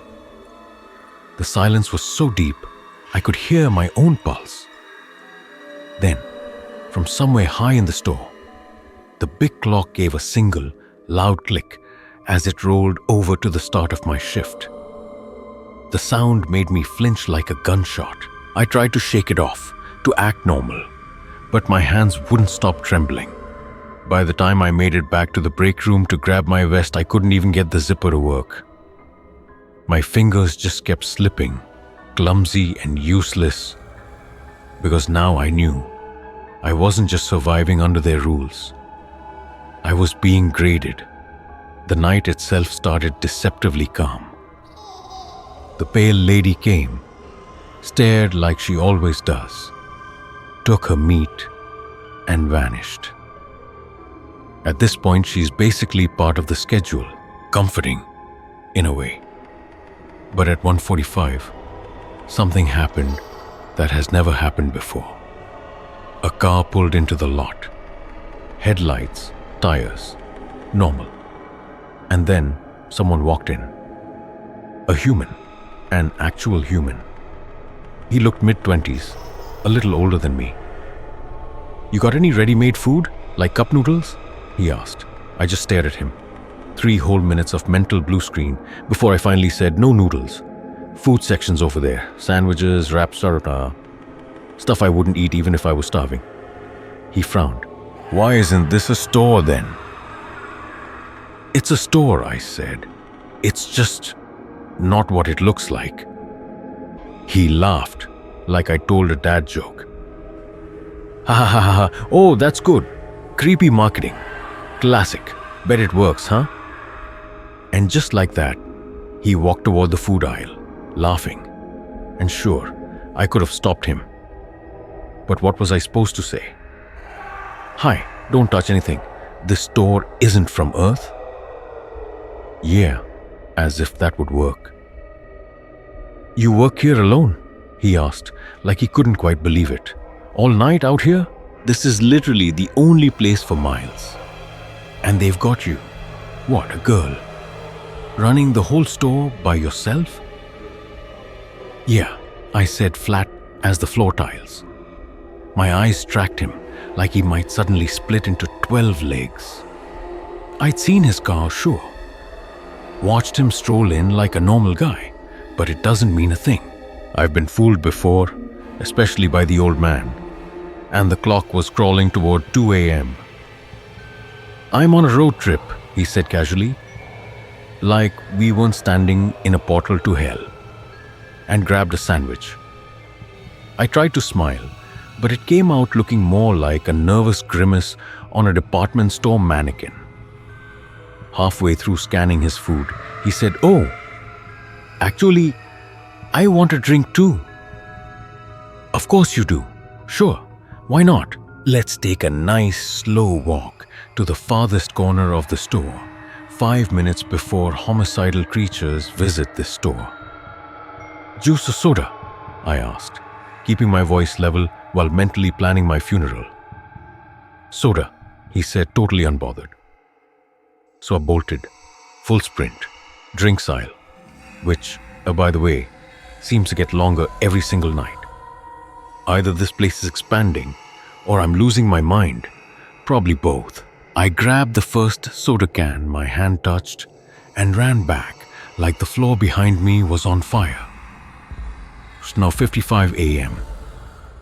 The register beeped as I scanned it, shoved everything into a bag, and slid it across to him. My pulse was louder than the buzzing lights. 1:58. He fished for his wallet. I nearly snatched the cash out of his hand. 1:59. He packed up slow, like he had all the time in the world. And then, as the second hand clicked over, 2 a.m. I didn't even wait to see him leave. I turned to bolt, but then the bell over the doors chimed. No, no, no, no. Before I could think, I grabbed him by the hoodie and yanked. He stumbled, swearing, but I didn't stop until I dragged him behind the reception and shoved him into the break room. "What the hell?" he hissed, trying to pry my hands off. "Shh," I whispered, pulse thundering. "I'm calling the police." "Good luck," I shot back flat and low. "There's no signal in here after 10. None. Until 6. His mouth opened to argue, but I wasn't listening anymore. I cracked the door just enough to see. Standing in the entrance was a little girl. 9, maybe 10. At first glance, she could have passed for human. But then I saw the details. Knees scraped raw, blood dripping in thin rivulets down her shins. A dark, matted streak running from her hairline to her jaw like someone had tried to wipe it clean and failed. She stood there swaying, like one good gust would knock her over. Out here, in the middle of nowhere. At 2 a.m, none of it made sense. Then she started to cry. "Please," she sobbed, thin arms on the reception desk. "Please help me. I'm lost. I need my mom, my dad." The sound skittered over my skin like 1,000 tiny legs. "What's that?" the guy whispered behind me, peeking over my shoulder. I slammed my palm against his chest, shoving him back. "Don't look. Don't listen." "She's hurt," he said, voice rising. "We need to help her." "Dude, no," I hissed. "Oh, what is wrong with you?" he snapped, pushing past me. "It's a kid." He shoved me aside like I weighed nothing and strode straight toward the reception lobby. I stayed frozen because I knew exactly what was waiting for him, and I couldn't make myself take another step. He knelt beside her, close enough to touch. "Hey," he said gently, "you're okay now. I'll help you. We'll find your parents, all right?" The girl lifted her head, blood-streaked hair sticking to her cheek. Her wide eyes locked on him, trembling like a wounded fawn. "Can I ask you something?" she whispered. He smiled, relieved. "Of course, anything." Her voice dipped, almost conspiratorial. "Do you know Rule 4? That made him pause. "Rule 4? What rule?" Her lips curled. "Do not acknowledge or engage with any visitors after 2 a.m., she recited word for word. And then her gaze slid past him, right at me. "Well," she said, perfectly calm now, "I guess one of you remembered Rule 4. The tears dried on her cheeks as her lips split into a grin too wide for her small face. Her tiny fingers closed around his wrist, and the sound was instant. Bone popping like snap chalk. Her skin rippled as she rose to 7-foot, shooting up like a nightmare blooming. Limbs stretching too long, too thin, joints bending the wrong way. Her face split from ear to ear, jaw unhinging, rows of teeth spiraling deep like a tunnel. Her eyes, no longer human, were pits rimmed with something raw and red. She bent forward with a jerky, insect-like motion and bit. The crack of his skull splitting under those teeth was louder than a scream. Blood hit the tiles in warm, wet arcs. Then, gone. In one horrifying jerk, she dragged him backward into the aisles, his body vanishing as fast as if the store itself had swallowed him. And then there was only me. The store fell silent again. The doors slid shut with a cheery chime, and in the middle of the floor, dropped from his hand, a plastic bag. Inside, one smashed sandwich and a dented can of soda, leaking fizz into a slowly spreading puddle. I didn't leave the break room, not for 4 hours. I just sat there, frozen, replaying that scream over and over until it hollowed me out. My own tears blurred the clock as I realized something I'd never let myself think before. Up until now, only my life had been on the line. That's why I never saw just how dangerous this place really is. Not until someone else walked in. By the time the old man came in at 6 a.m., calm as ever, I was shaking with rage under the exhaustion. "There's a sandwich and a soda at the front," he said absently as he stepped into the break room. When he saw my face, he stopped. "You broke a rule?" he asked, scanning me like he could read every bruise on my soul. "Worse," I said, my voice coming out like broken glass. "You didn't tell me other humans can walk in here." "Other humans?" he echoed, surprised. "That's happened only twice in 1,000... He cut himself off, lips snapping shut. I shot him a glare sharp enough to cut. "So you knew this could happen, and you didn't take any precautions to avoid it?" My voice cracked, but the fury in it didn't. I pushed past him and walked out, into the front of the store. Not a single trace of blood, no footprints, no body. Just the plastic bag with the ruined sandwich and the dented soda can. His car was gone too. "This place has a knack for cleaning up its messes," the old man said behind me, voice flat, like that was supposed to mean something. "So what happened?" he asked. "None of your business, old man," I spat. "Because if he's keeping tabs, then what happened tonight will be in that ledger too. And I don't even know if another human breaks a rule in your shift, does that count against you?" But as if hearing my thoughts, "Don't worry. Violations only count if you break them yourself. Now go home, rest. 3 more nights to go," he said, voice heavy. I made it to my car on autopilot and just sat there, gripping the wheel until my knuckles went white. My hands wouldn't stop shaking, but it wasn't fear anymore. It was rage. Rage at the store, rage at the night manager, and most of all, rage at that old man who sees everything and still lets it happen. Tonight settled it.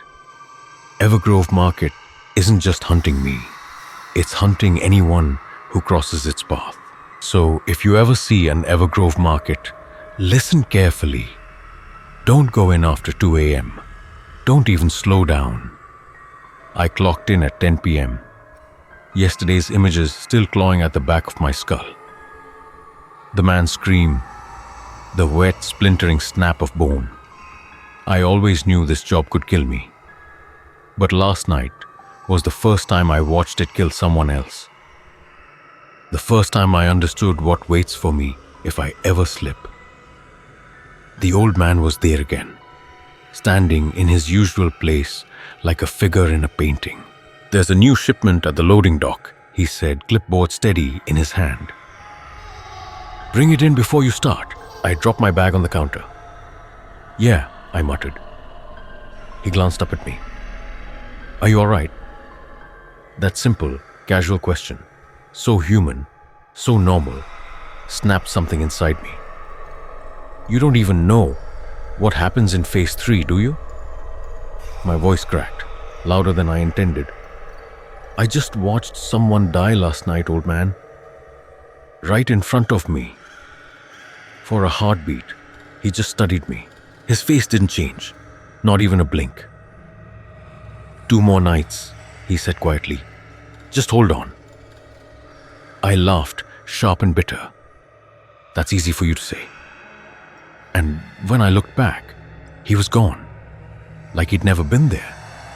I hauled the shipment in on autopilot, tore open boxes, tried not to think, but the quiet pressed closer with every second. Evergrove silence doesn't just sit there. It leans in. It listens. Even the shipment felt wrong. Too many cans of beans. Like the store was quietly replacing everything with beans. One pallet at a time. The pale lady drifted in right on schedule, her feet never aligning correctly to her body. I didn't look up. "Freezer aisle," I said. My voice came out flat and empty. She floated past, leaving behind a cold, iron-scented draft. Of all the things that haunt these aisles, she's the most predictable. And here, predictability almost feels like mercy. When she disappeared, I went back to the cabinet. If there was anything in here that could stop another night like last night, I had to find it. But all I found was madness. The papers weren't even words anymore. Just curling, worm-like symbols that wriggled whenever I blinked.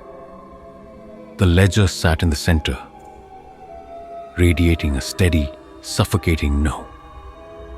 I shut the cabinet panel, throat tight, and drifted down the hallway toward the bathrooms. That's when I remembered. Don't take the promotion. The note from my first night. For a moment, I almost let myself believe someone wanted to help me. Then I checked the time. 1:55 a.m. And another rule whispered through my head. Do not use the bathroom between 1:33 a.m. and 2:06 a.m. Someone else is in there. They do not know they are dead. I turned to leave and froze. "Here, Lou! Is someone out there? Can you open the door?"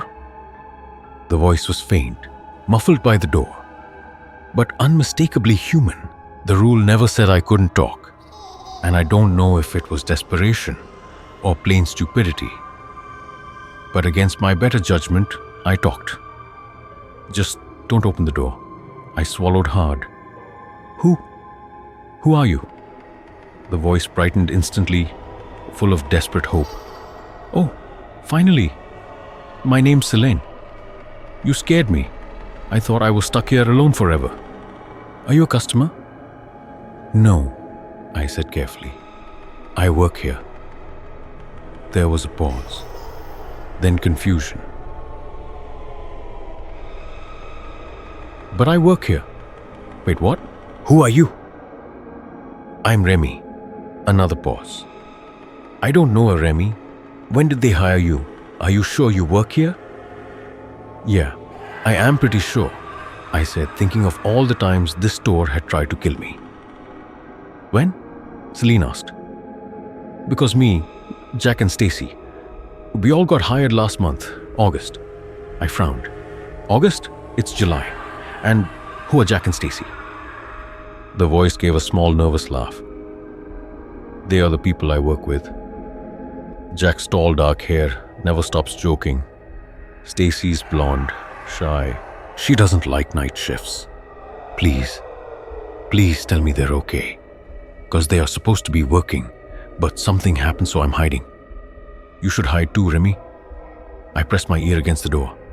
I've never met them, or you. I started here in June. Last month. A sharp inhale. June? No, that's not. No, silly. It's September right now. No, it's July. July 2025. No, silly. It's September 1998. The cold that slid through me wasn't from the air conditioning. I remembered the rule again.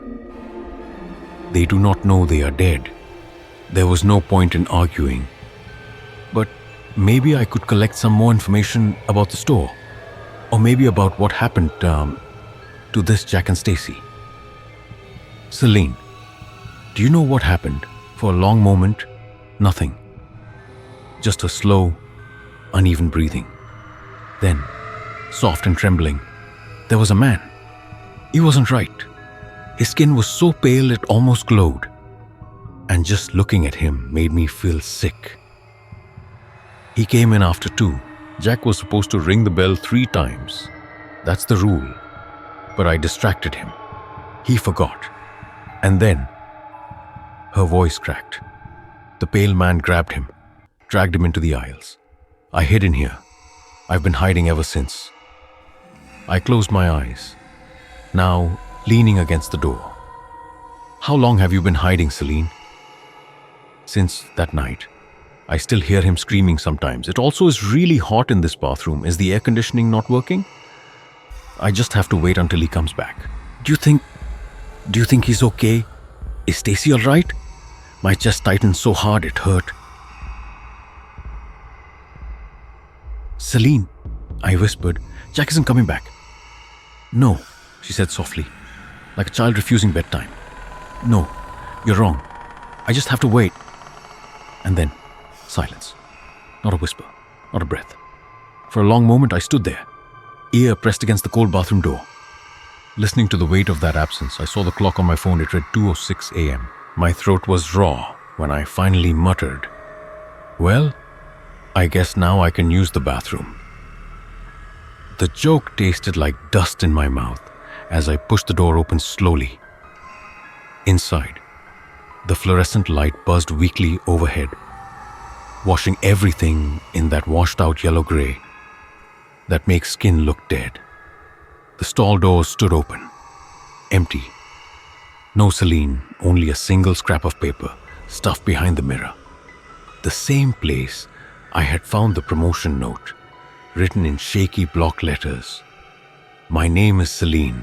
The handwriting looked frantic, like someone trying to leave proof that they'd been real. I tore my eyes away. The air inside was so thick with heat, it felt alive.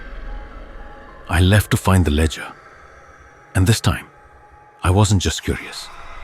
I needed to see her name. The store's aisle stretched out before me, all pristine and quiet again. As if none of it had happened, I walked back to the cabinet, to the ledger. I hated that thing. Hated how it seemed to wait for me. Still, my fingers reached for it, like they didn't belong to me.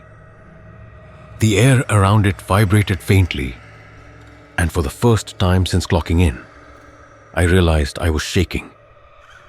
I needed answers, even the wrong ones. Inside, the pages weren't paper, so much as skin. The ink sank into it like veins. I flipped past symbols that moved when I blinked, past names I didn't dare read out loud, until I found it. Celine Tis. The letters swam, like they knew I was watching. Beneath her name, rules were circled and written in that same perfect, merciless hand. Rule 6. Ring the bell 3 times before the pale man appears. If you fail, hide. Rule 7. Do not leave the premises during your scheduled shift unless authorized. A red slash ran straight through her name. I turned the page. Jack. The same rules, the same slash. And Stacy. Hers too. But hers had something else. Under Stacy's name, in handwriting that didn't match the rest, small, cramped, almost gleeful. Attempted arson. Store cannot be harmed by mere humans. Terminated. The word terminated was written like a sneer. Celine had said Jack was supposed to ring the bell. He broke the rule, but the ledger showed all 3 of their names slashed, with the rule being under all of their names. I stared at the page, and something ugly clicked in my head. The price of one person's mistake wasn't just their life. It was everyone's. Even if you follow the rules, if your teammate slips, you pay. Jack forgot the bell. Celine didn't know what that mistake would cost them. She thought hiding would keep her safe. But Stacy must have realized. She must have known that Jack's failure meant all 3 of them were already as good as dead. She didn't hide. She tried to run. She tried to burn this place down on the way out. Celine had told me it was hot in the bathroom. I thought it was just fear or broken air conditioning. Now I knew better. She'd burned to death, and her ghost had been waiting there ever since, still thinking hiding would save her. My eyes went back to that last line, the style of those letters, that scornful, curling stroke. It was the night manager's handwriting. I'd seen it once before on the card that is still stashed in the cereal section. He'd been the one to terminate her. He'd made sure of it. My hand snapped the ledger shut. The air around me felt wrong, heavy, like the store itself had been listening to me figure it out. And then the bell over the front door chimed. It was 2:45 a.m. The bell didn't just ring, it cut. A cold, serrated sound that sliced straight into my skull. And with it came the rule, whispering like ice water, trickling down my spine. Rule 4. Do not acknowledge or engage with any visitors after 2 a.m. I inched open the office door, just enough to peek, and froze. There, in the reception lounge, standing under the weak fluorescent lights, was me. Same hair, same uniform, same everything, only wrong. Another rule slammed through my brain, louder this time, like someone was shouting it inside my head. Rule 3. A second, you may arrive at any time. Do not speak to them. Do not let them speak to you. If they say your name, cover your ears and run to the cleaning supply closet. Lock the door. Count to 200. Wait for silence. The closet was near the loading dock, past the basement, past her. I ran. Remi! My own voice followed, but it wasn't my voice. It was wet like it was gargling blood, dragging the syllables through mud. The footsteps changed. They weren't behind me anymore. They were ahead, coming from the direction of the closet. I spun. I bolted the other way. She was faster, so much faster. And the closer she got, the more wrong she became. She looked like me. She sounded like me. But there was nothing human behind those eyes. It was wearing my skin like a cheap costume. That's when I saw the canned goods aisle and remembered. Rule 5. Something new lives behind the canned goods aisle. If you hear it breathing, whistle softly as you walk by. It hates silence. I had always obeyed. Until now. I lunged for the nearest cart, heavy, overstuffed with beans, and shoved it between us, crouching low behind the snack shelves directly across the canned food aisle. My heart was pounding so violently, I couldn't feel my hands anymore. Her footsteps dragged closer, closer, closer. The shadow of my own body lunged past. And I shoved. The cart smashed into her, hurling her behind the aisle. For one brief, doomed second, I thought it would just slow her down. Then the shelves moved. No, they breathed. They split open like a mouth. The cans burst with wet, meaty pops. From inside, pale worms spilled out like ropes, long and slick, hissing as they hit the floor. They swarmed her, into her eyes, her mouth, everywhere. She screamed, and it was my scream. My voice, clawing and ripping at itself, torn apart from the inside out. I could feel it in my own throat, like it was happening to me. I ran with my hands clamped over my ears, but I couldn't stop hearing it. My own voice, shredded into ribbons, choking, gasping, splintering, until it was nothing but wet gurgles.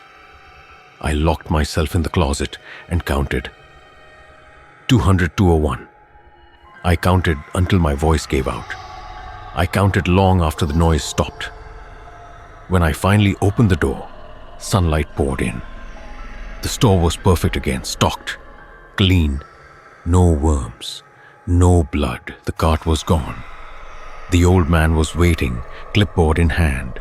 "You made it," he said, like he was congratulating a child for finishing a board game. I stared at him, empty. 2 nights left, Remi, he said softly. Then your final evaluation. I walked past him on autopilot, but inside, I was still screaming. And the worst part, it sounded exactly like her. I was exhausted. Sleep doesn't come easy anymore. Not when every time I close my eyes. The man's screams and my own twist together into the same nightmare. Maybe I hadn't been having nightmares before, because my brain hadn't fully accepted just how far this store will go when someone breaks a rule. Still, I try to hold on to something good. The paycheck covers most of my rent this month. Groceries too. I even managed to pay back a sliver of my student loans. For a few hours, I almost let myself feel hopeful. That hope didn't survive the front door, because the moment I walked in, I saw someone new leaning casually against the counter. A face I didn't recognize. It shouldn't have been a big deal. New co-workers happen. People quit all the time. But this is not a normal job. For a split second, I didn't see him. I saw an innocent bystander.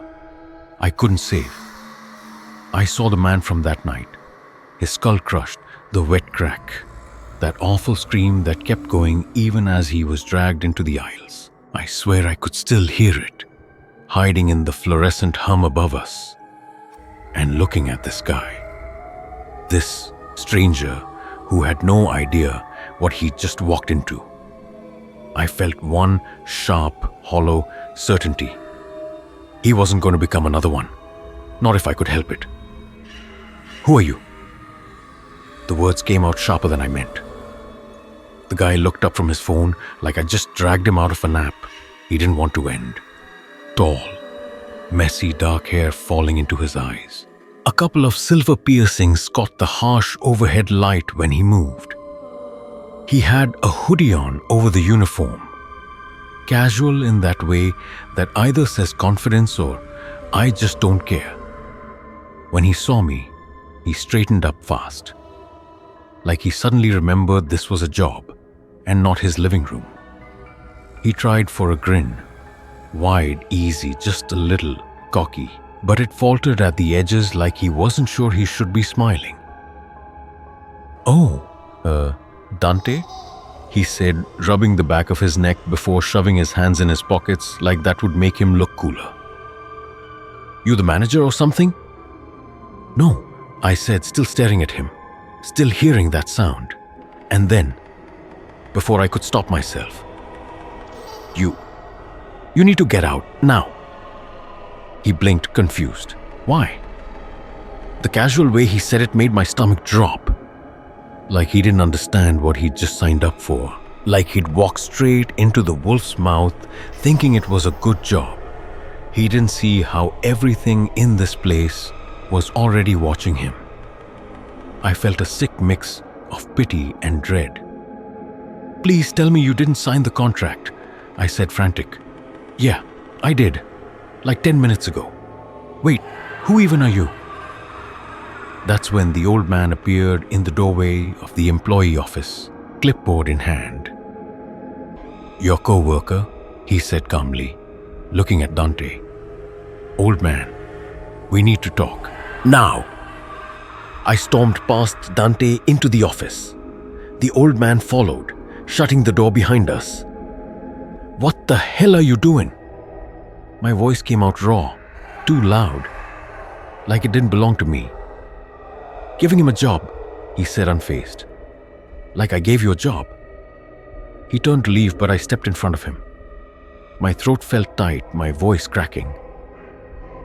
"Do you think we deserve this?" I asked. "This fate?" For just a second, I thought I saw something shift in his expression. A flicker of doubt. Then, it was gone. He walked past me and out into the store, leaving me standing there with my question hanging in the stale office air. 10:30 p.m. Half an hour before the shift really starts. Half an hour to convince Dante before the rules wake up, before this place becomes hell. I found him in the break area, leaning back with his feet up on the chair, grinning like he'd just discovered a cheat code. "This a hazing ritual?" he asked, waving a sheet of yellow laminated paper in my direction. The irony almost knocked me over, because that was exactly what I'd asked the old man my first night here. Right before he made it very clear that this was no joke. "No," I said flatly, stepping closer. "Give me that." He handed it over, still smirking. The moment my eyes hit the page, the blood in my veins turned cold. The laminated paper was warm from his hands. I smoothed it out on the table, trying to ignore how my fingers trembled. Line by line, I read. Standard protocol. Effective immediately. Rule 1. Do not enter the basement, no matter who calls your name. Rule 2. If a pale man in a top hat walks in, ring the bell 3 times and do not speak. If you forget, there is nowhere to hide. Rule 3. Do not leave the premises for any reason during your shift unless specifically authorized. Rule 4. After 2 a.m., do not acknowledge or engage with visitors. If they talk to you, ignore them. Rule 5. A second version of you may appear. Do not let them speak. If they say your name, cover your ears and run to the supply closet. Lock the door. Count to 200. Rule 6. The canned goods aisle breathes. Whistle softly when you are near it. They hate silence. Rule 7. From 1:33 a.m. to 2:06 a.m., do not enter the bathrooms. Someone else is in there. Rule 8. The pale lady will appear each night. When she does, direct her to the freezer aisle. Rule 9. Do not attempt to burn down the store. It will not burn. Rule 10. If one of you breaks a rule, everyone pays. It was almost exactly the same as mine. Almost. The rules weren't universal. The store shaped them, like it had been watching, listening, and carving out traps just for us. That wasn't a coincidence. Most of it was familiar, slight variations on the same nightmares. But those three changes, the man in the top hat, the warning about burning the place down, and the new promise that if one of us slipped, we'd all pay for it, stuck out like fresh wounds. And as I read them, something cold and heavy settled in my gut. The store knew. It knew what Celine told me. It knew I'd pieced it together in the ledger. Jack's failure had been about the man in the top hat. Stacy had tried to burn the place down when she realized they were already doomed. The store didn't see any reason to hide those rules anymore. It was showing its teeth. Dante looked at me like he was waiting for a punchline. "Well," he asked, "do I pass the test?" I didn't answer right away. I just stared at the words, feeling the weight of what they meant and the kind of night we were walking into. When I finally looked up, his grin had started to fade. "Listen to me," I said. "This isn't a joke. These aren't suggestions. These are the only reason I'm still alive." He shrugged. "You sound like my old RA. Rules, rules, rules. Place looks normal to me." "Yeah," I snapped. "So did the last human customer. Right up until his skull crushed like a dropped watermelon." That shut him up for a while. 10:59 p.m. I walked him through the store, one last time, pointing out where everything was: the closet, the canned goods aisle, the freezer section. I explained the bell, the lady, the way the store listens. He nodded along, but I could tell from his face that it was all going in one ear and out the other. The air changed at exactly 11:00. It always does. The hum of the lights deepened into something heavier, a bass note under your skin. The temperature dropped. I knew the shift had started when the store itself seemed to exhale. 11:02 p.m. "You remember the rules?" I asked. Dante stretched his arms over his head like I just asked if he remembered his own name. Yeah. Don't go in the basement, ignore creeps after 2, whistle at the spooky cans. I got it. I stopped in the middle of the aisle. "You don't got it. You need to repeat them to me. Every single one. Start with number 1. He rolled his eyes. "Are you serious?" "Dead serious." He sighed and held up the laminated sheet like he was reading from a cereal box.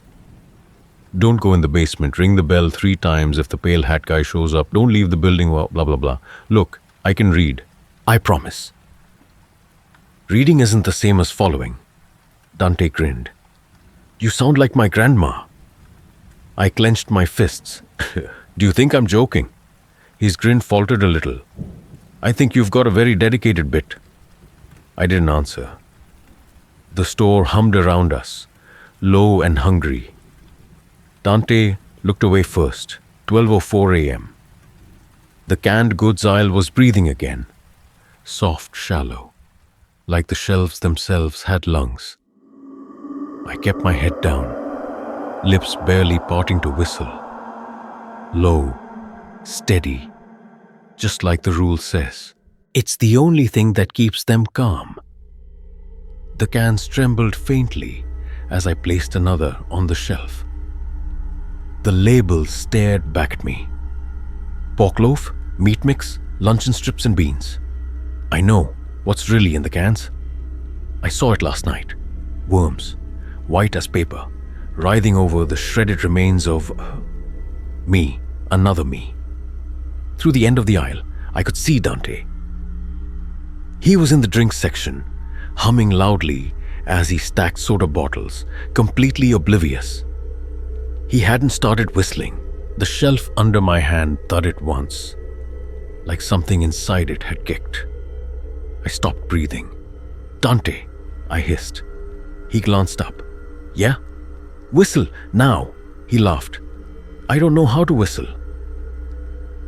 Then hum softer. They don't like it when it's really loud. What doesn't? I bit the inside of my cheek. Just do it. He shook his head, went back to stacking. His humming turned into some pop song. Too loud, too cheerful. The breathing around me changed. Faster, wet. Something small moved between the cans, just out of sight. A slick pale coil. Then another. My stomach dropped. I ditched the last can on the shelf and headed toward him fast. By the time I rounded the corner, the worms were already spilling out behind me. White ropes twisting across the tiles, tasting the air. Dante! I grabbed his arm and yanked him back. A bottle fell and shattered. What the hell? I clamped a hand over his mouth and dragged him backward away from the aisle. The worms were crawling over the bottom shelves now, slick and silent. He made a muffled noise, eyes wide. "Don't talk," I whispered. "Don't look." We crouched behind the end cap while the sound of them slithered and scraped over the tile, tasting for us.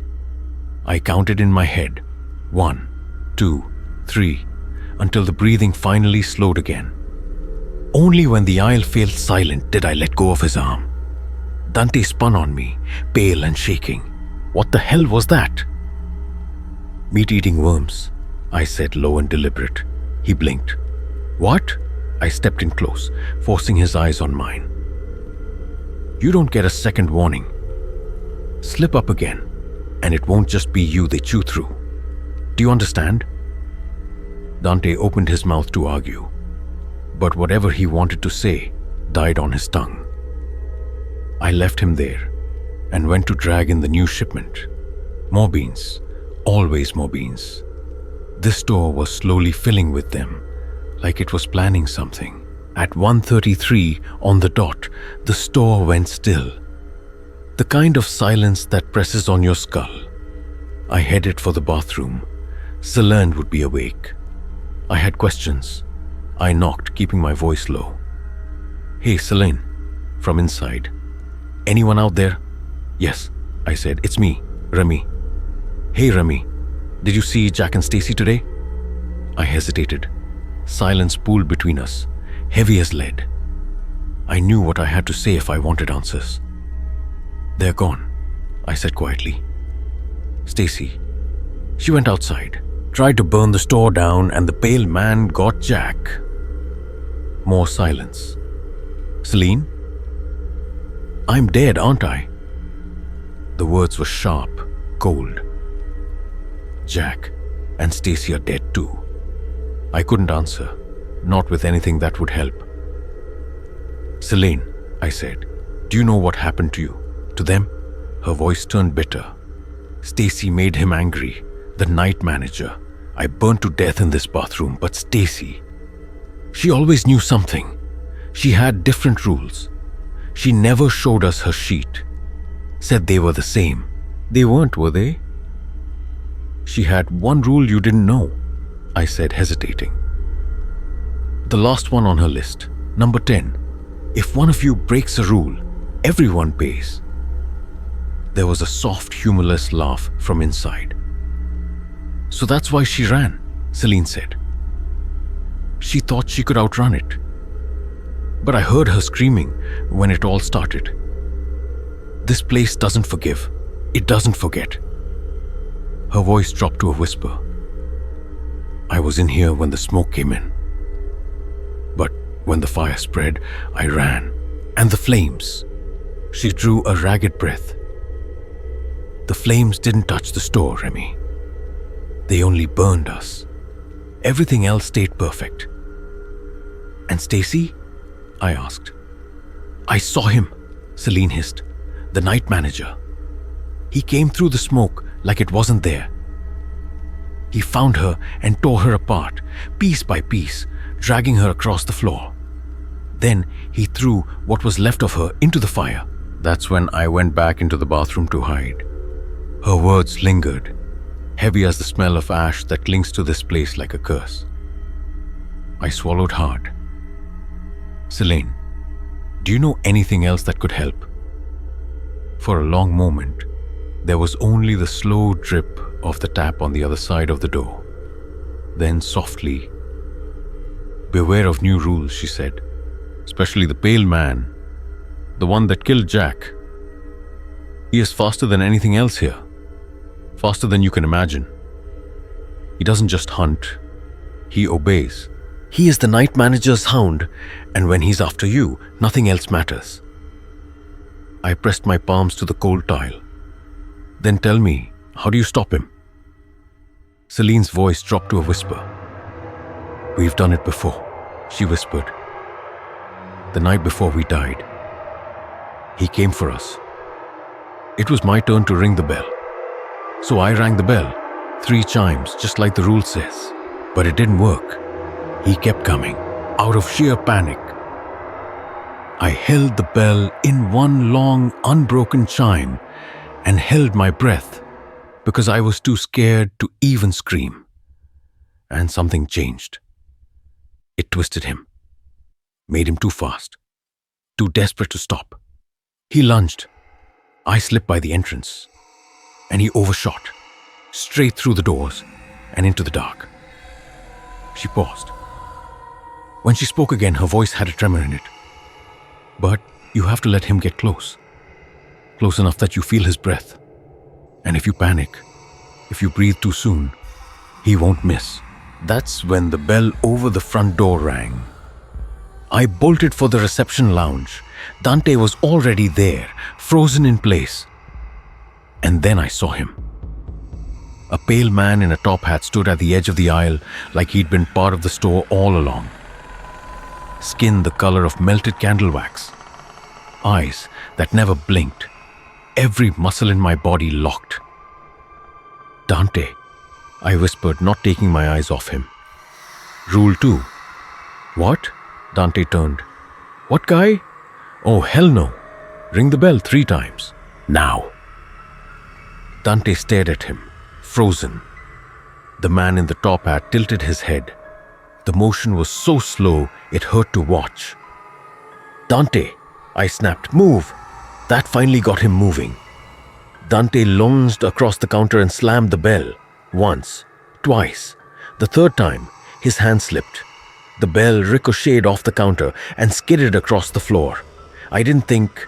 I threw myself after it, hit the tile hard, and snatched it just as the air behind us split open with a sound like tearing flesh. I slammed the bell. Nothing. Just a dull, dead clang. It was like the store wanted us to fail. So I held it down, long and desperate, clenching my lungs shut as the sound twisted, drawn out and sickly. Then the temperature plunged. We ran. Dante ahead of me right on his heels. And behind us, too close, the sound of bare feet slapping wetly against tile. Faster, faster. He was so close, I could hear the air cut as his fingers reached. The sliding doors ahead let out a cheerful chime. I dropped at the last second. Dante's hand clamped onto the back of my shirt, dragging me sideways.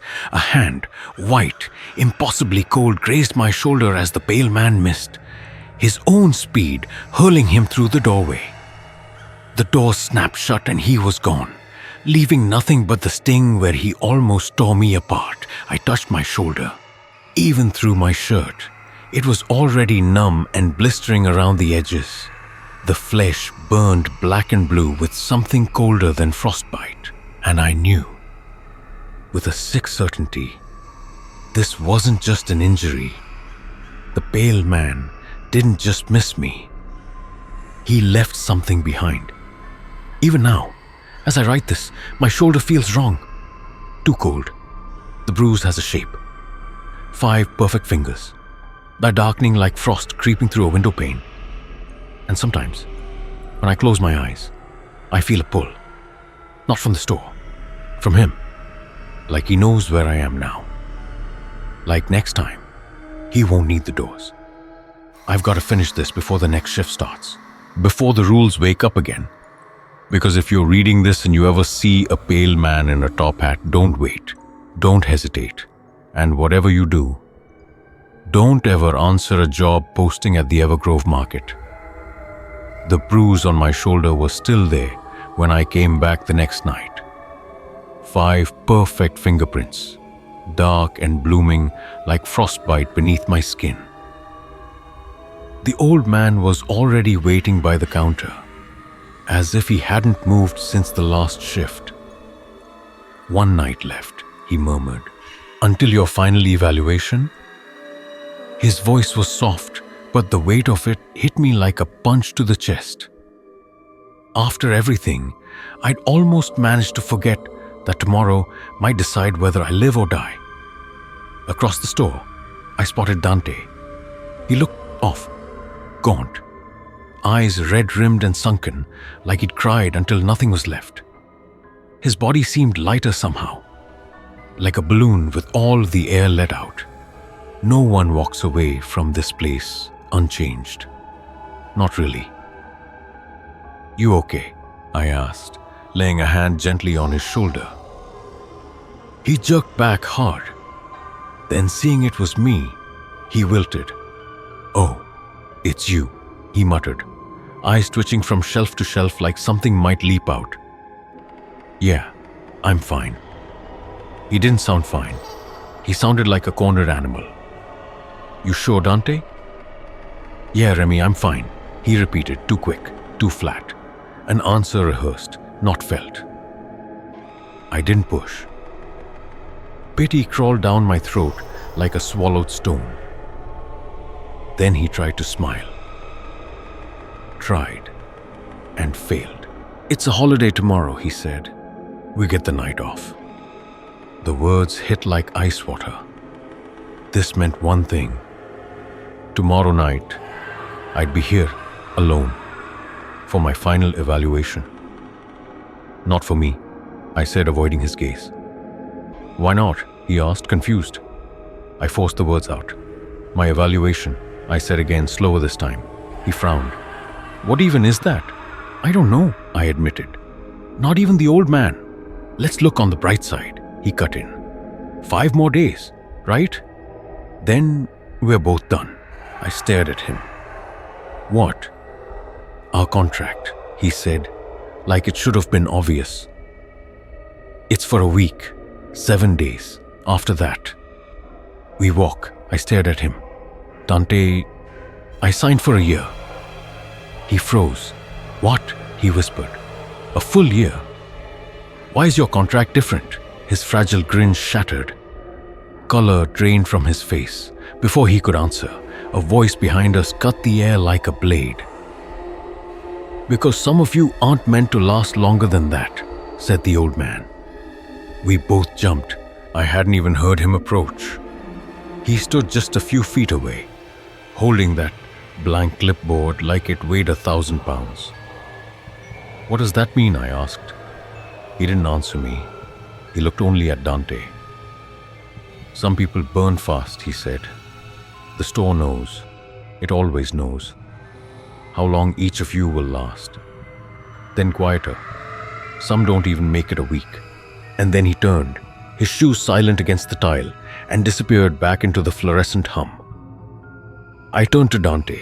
He wasn't smiling anymore. 10:30 p.m. Half an hour before the shift. Half an hour before the lights deepen.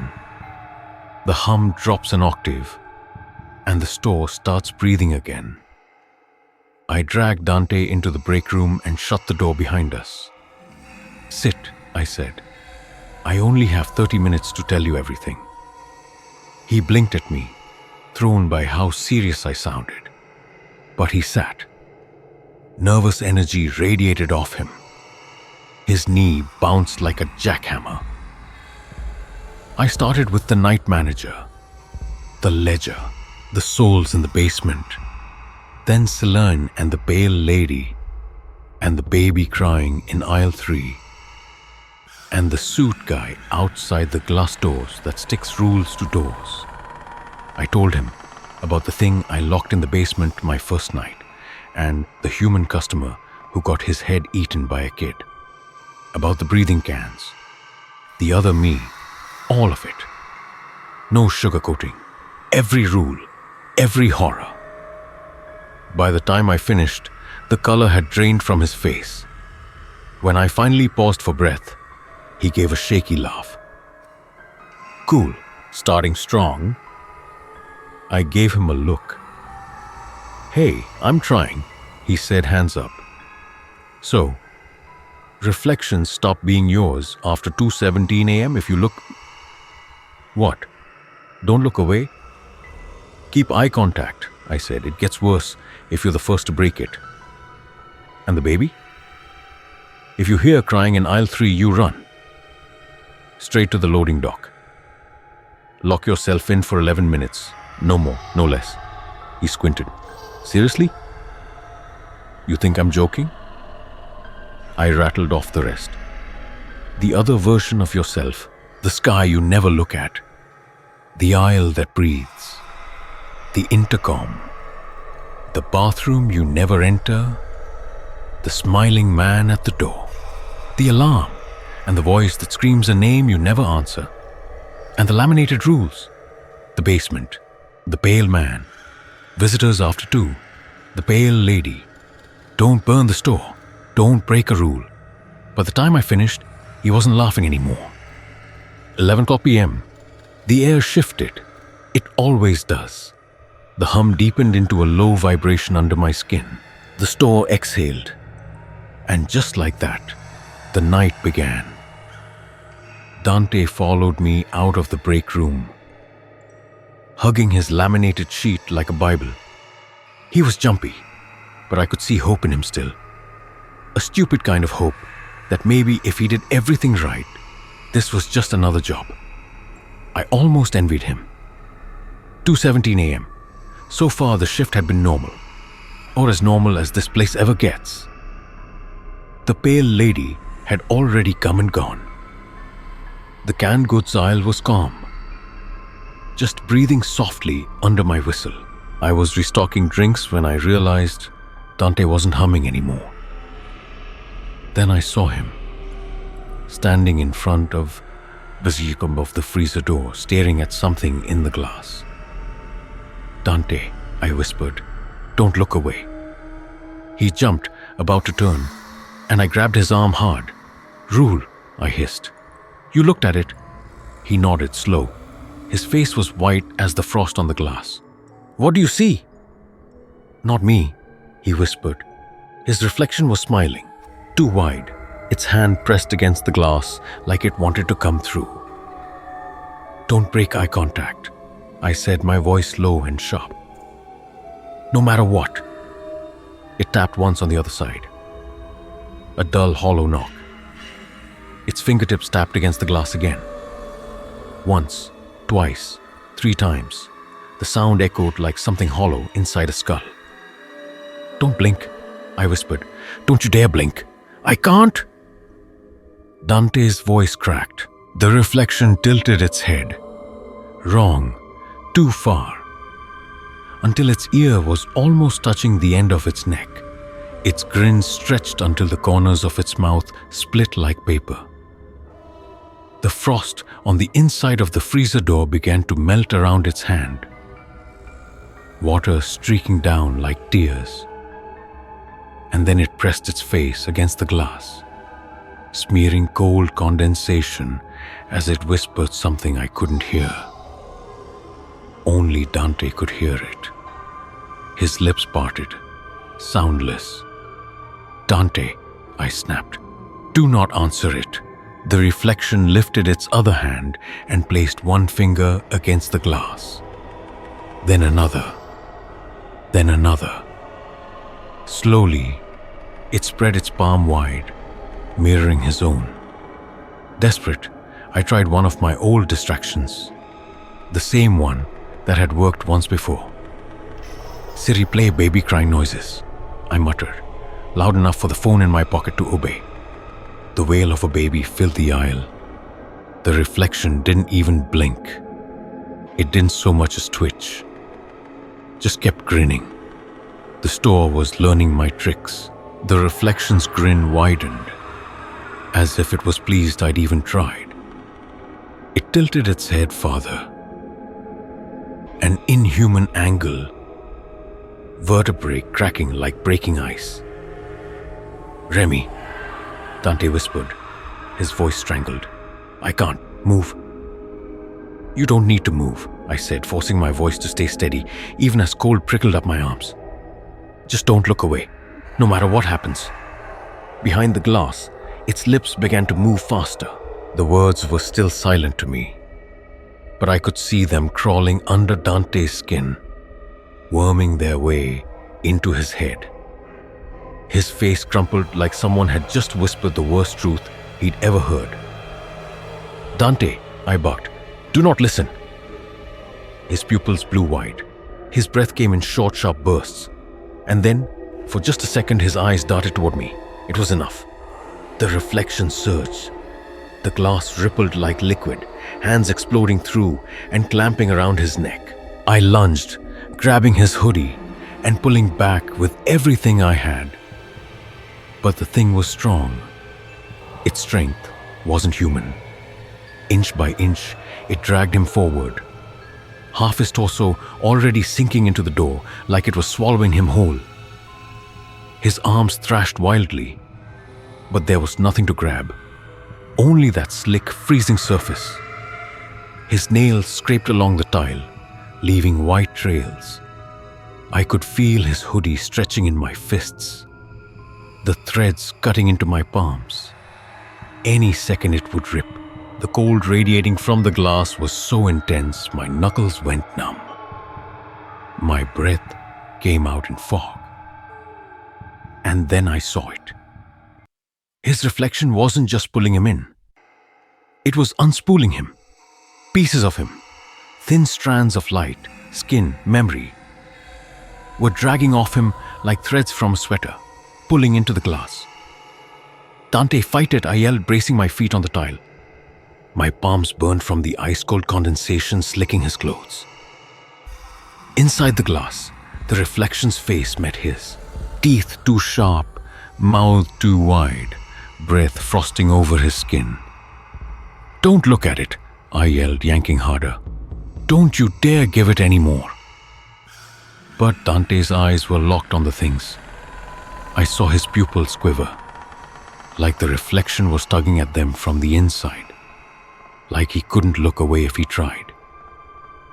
Then it opened its mouth wider, too wide. And I swear, something on the other side started breathing him in. His scream wasn't even human anymore. Just wet, strangled noise as his throat vanished into that thing's mouth. I pulled until my muscles screamed, until black spots filled my vision. Let him go.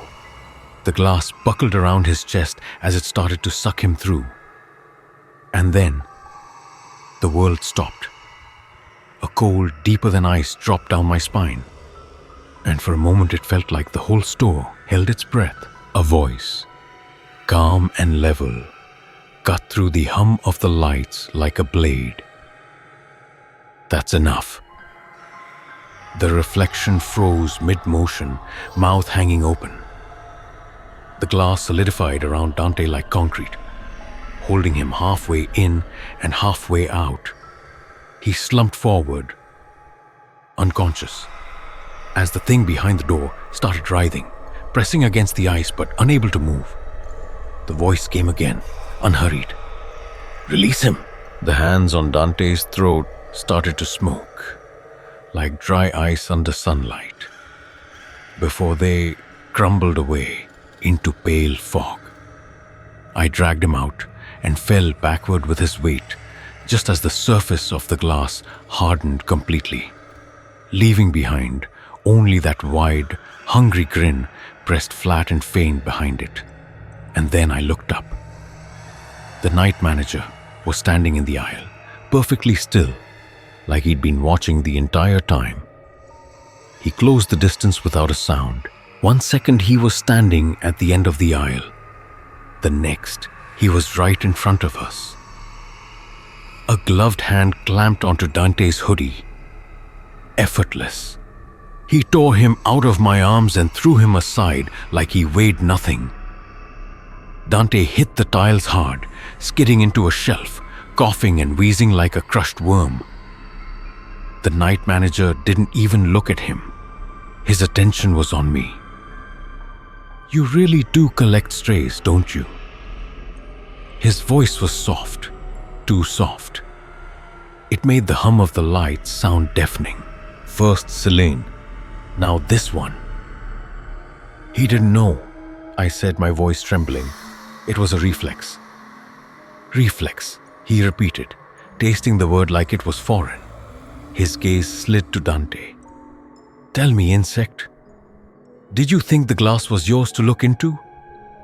Dante tried to speak, but only managed a rasp of air. The night manager crouched, slow and deliberate, until his face was inches from Dante's. "You broke a rule," he whispered. "Do you know what happens to the ones who break them?" Dante shook his head, tiny, terrified.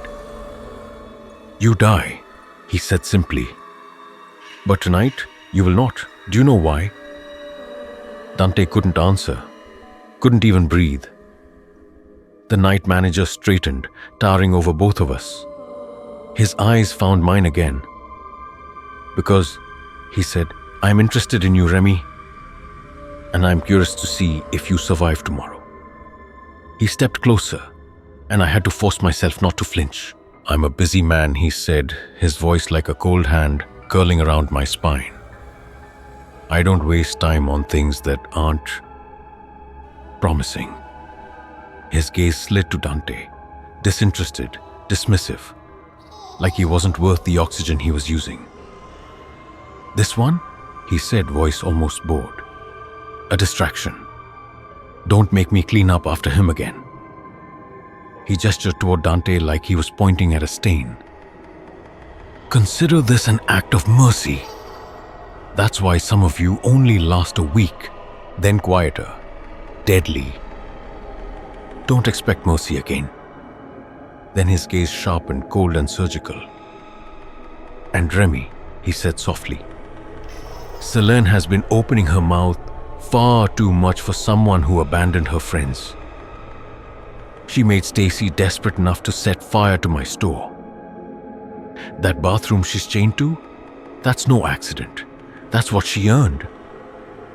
The way he said it made the tiles feel thinner beneath me. "She likes to whisper that I'm a barbarian, that I chop, that I burn, that I destroy." His head tilted slightly.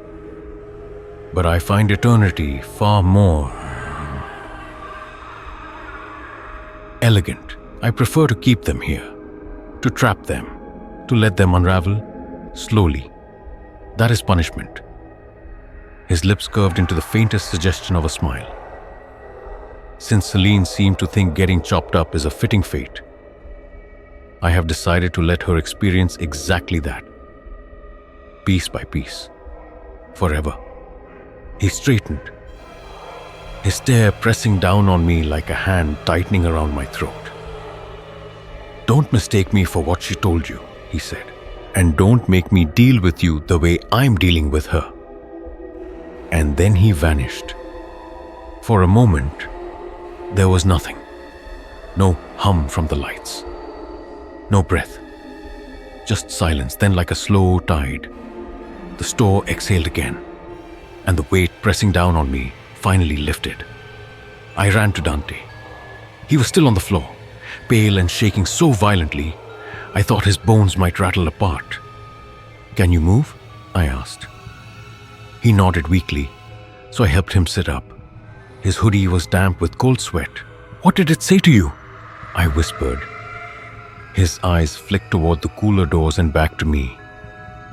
When he spoke, his voice barely rose above a breath. It was my voice," he whispered. "But it wasn't me. It said, 'Let me out. I'm the one who survives. You don't have to die in here. Just look away.'" I tightened my grip on his arm. "And you almost did?" "I don't know," he said, shaking his head over and over. "I thought if I turned around, I'd see you. Not that thing." I swallowed hard. "Listen to me, Dante. Don't ever listen to anything in this place. Not if it sounds like me. Not if it sounds like you, understand? He nodded again. But the look on his face told me he hadn't processed a word. His hands were shaking too badly to wipe his own eyes. I got him to the break room, sat him down, and stayed there with him while he broke down, silent, helpless tears running down his face. I didn't say much. There wasn't anything to say. I just sat there, keeping watch as he cried, counting the seconds until the store finally loosened its grip on us. The break room clock ticked too loud. We didn't talk after that. Not much anyway. Dante kept his eyes on the floor, flinching every time the overhead lights buzzed too long between flickers. He was pale and jumpy, wrung out and folded in on himself like a crumpled page. I stayed with him. I didn't know what else to do. When the store got quiet again, too quiet, I checked the time. 5:51 a.m., 9 more minutes. I stood slowly. It's almost over.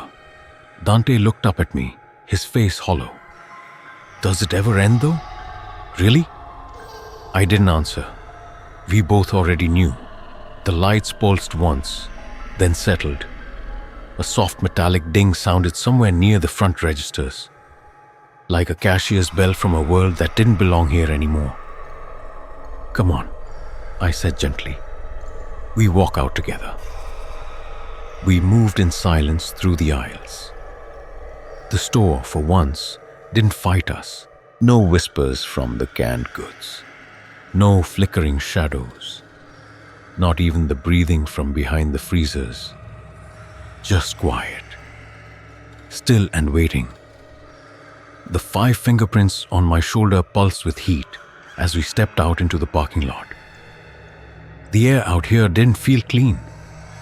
It felt like something the store had allowed us to breathe. Dante stopped at his motorcycle.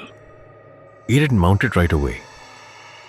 Survive, Remi, he said softly. You need to survive. He hugged me. It was quick, desperate, like he thought this would be the last time. Then he pulled back and added, "Thank you for saving me." I didn't know what to say, so I just nodded, swallowing the knot in my throat. He swung onto his bike, kicked it to life, and rolled out into the pale morning haze. I watched until his taillight disappeared behind the trees. Then I got into my car. The night manager's voice echoed in my skull, smooth and cold, like something ancient slithering through the wires of the store. He didn't just appear there. He was the store. Every flickering light, every warp tile, every shadow that moved when it shouldn't. My shoulder burned hotter now. The handprint wasn't just a bruise anymore. It was a brand, alive beneath my skin, sinking with my pulse like it was counting down to something. Tomorrow was the evaluation, and I was already marked. So if you ever visit Evergrove Market, don't look at the freezer doors, not even for a second. Some things don't like being seen.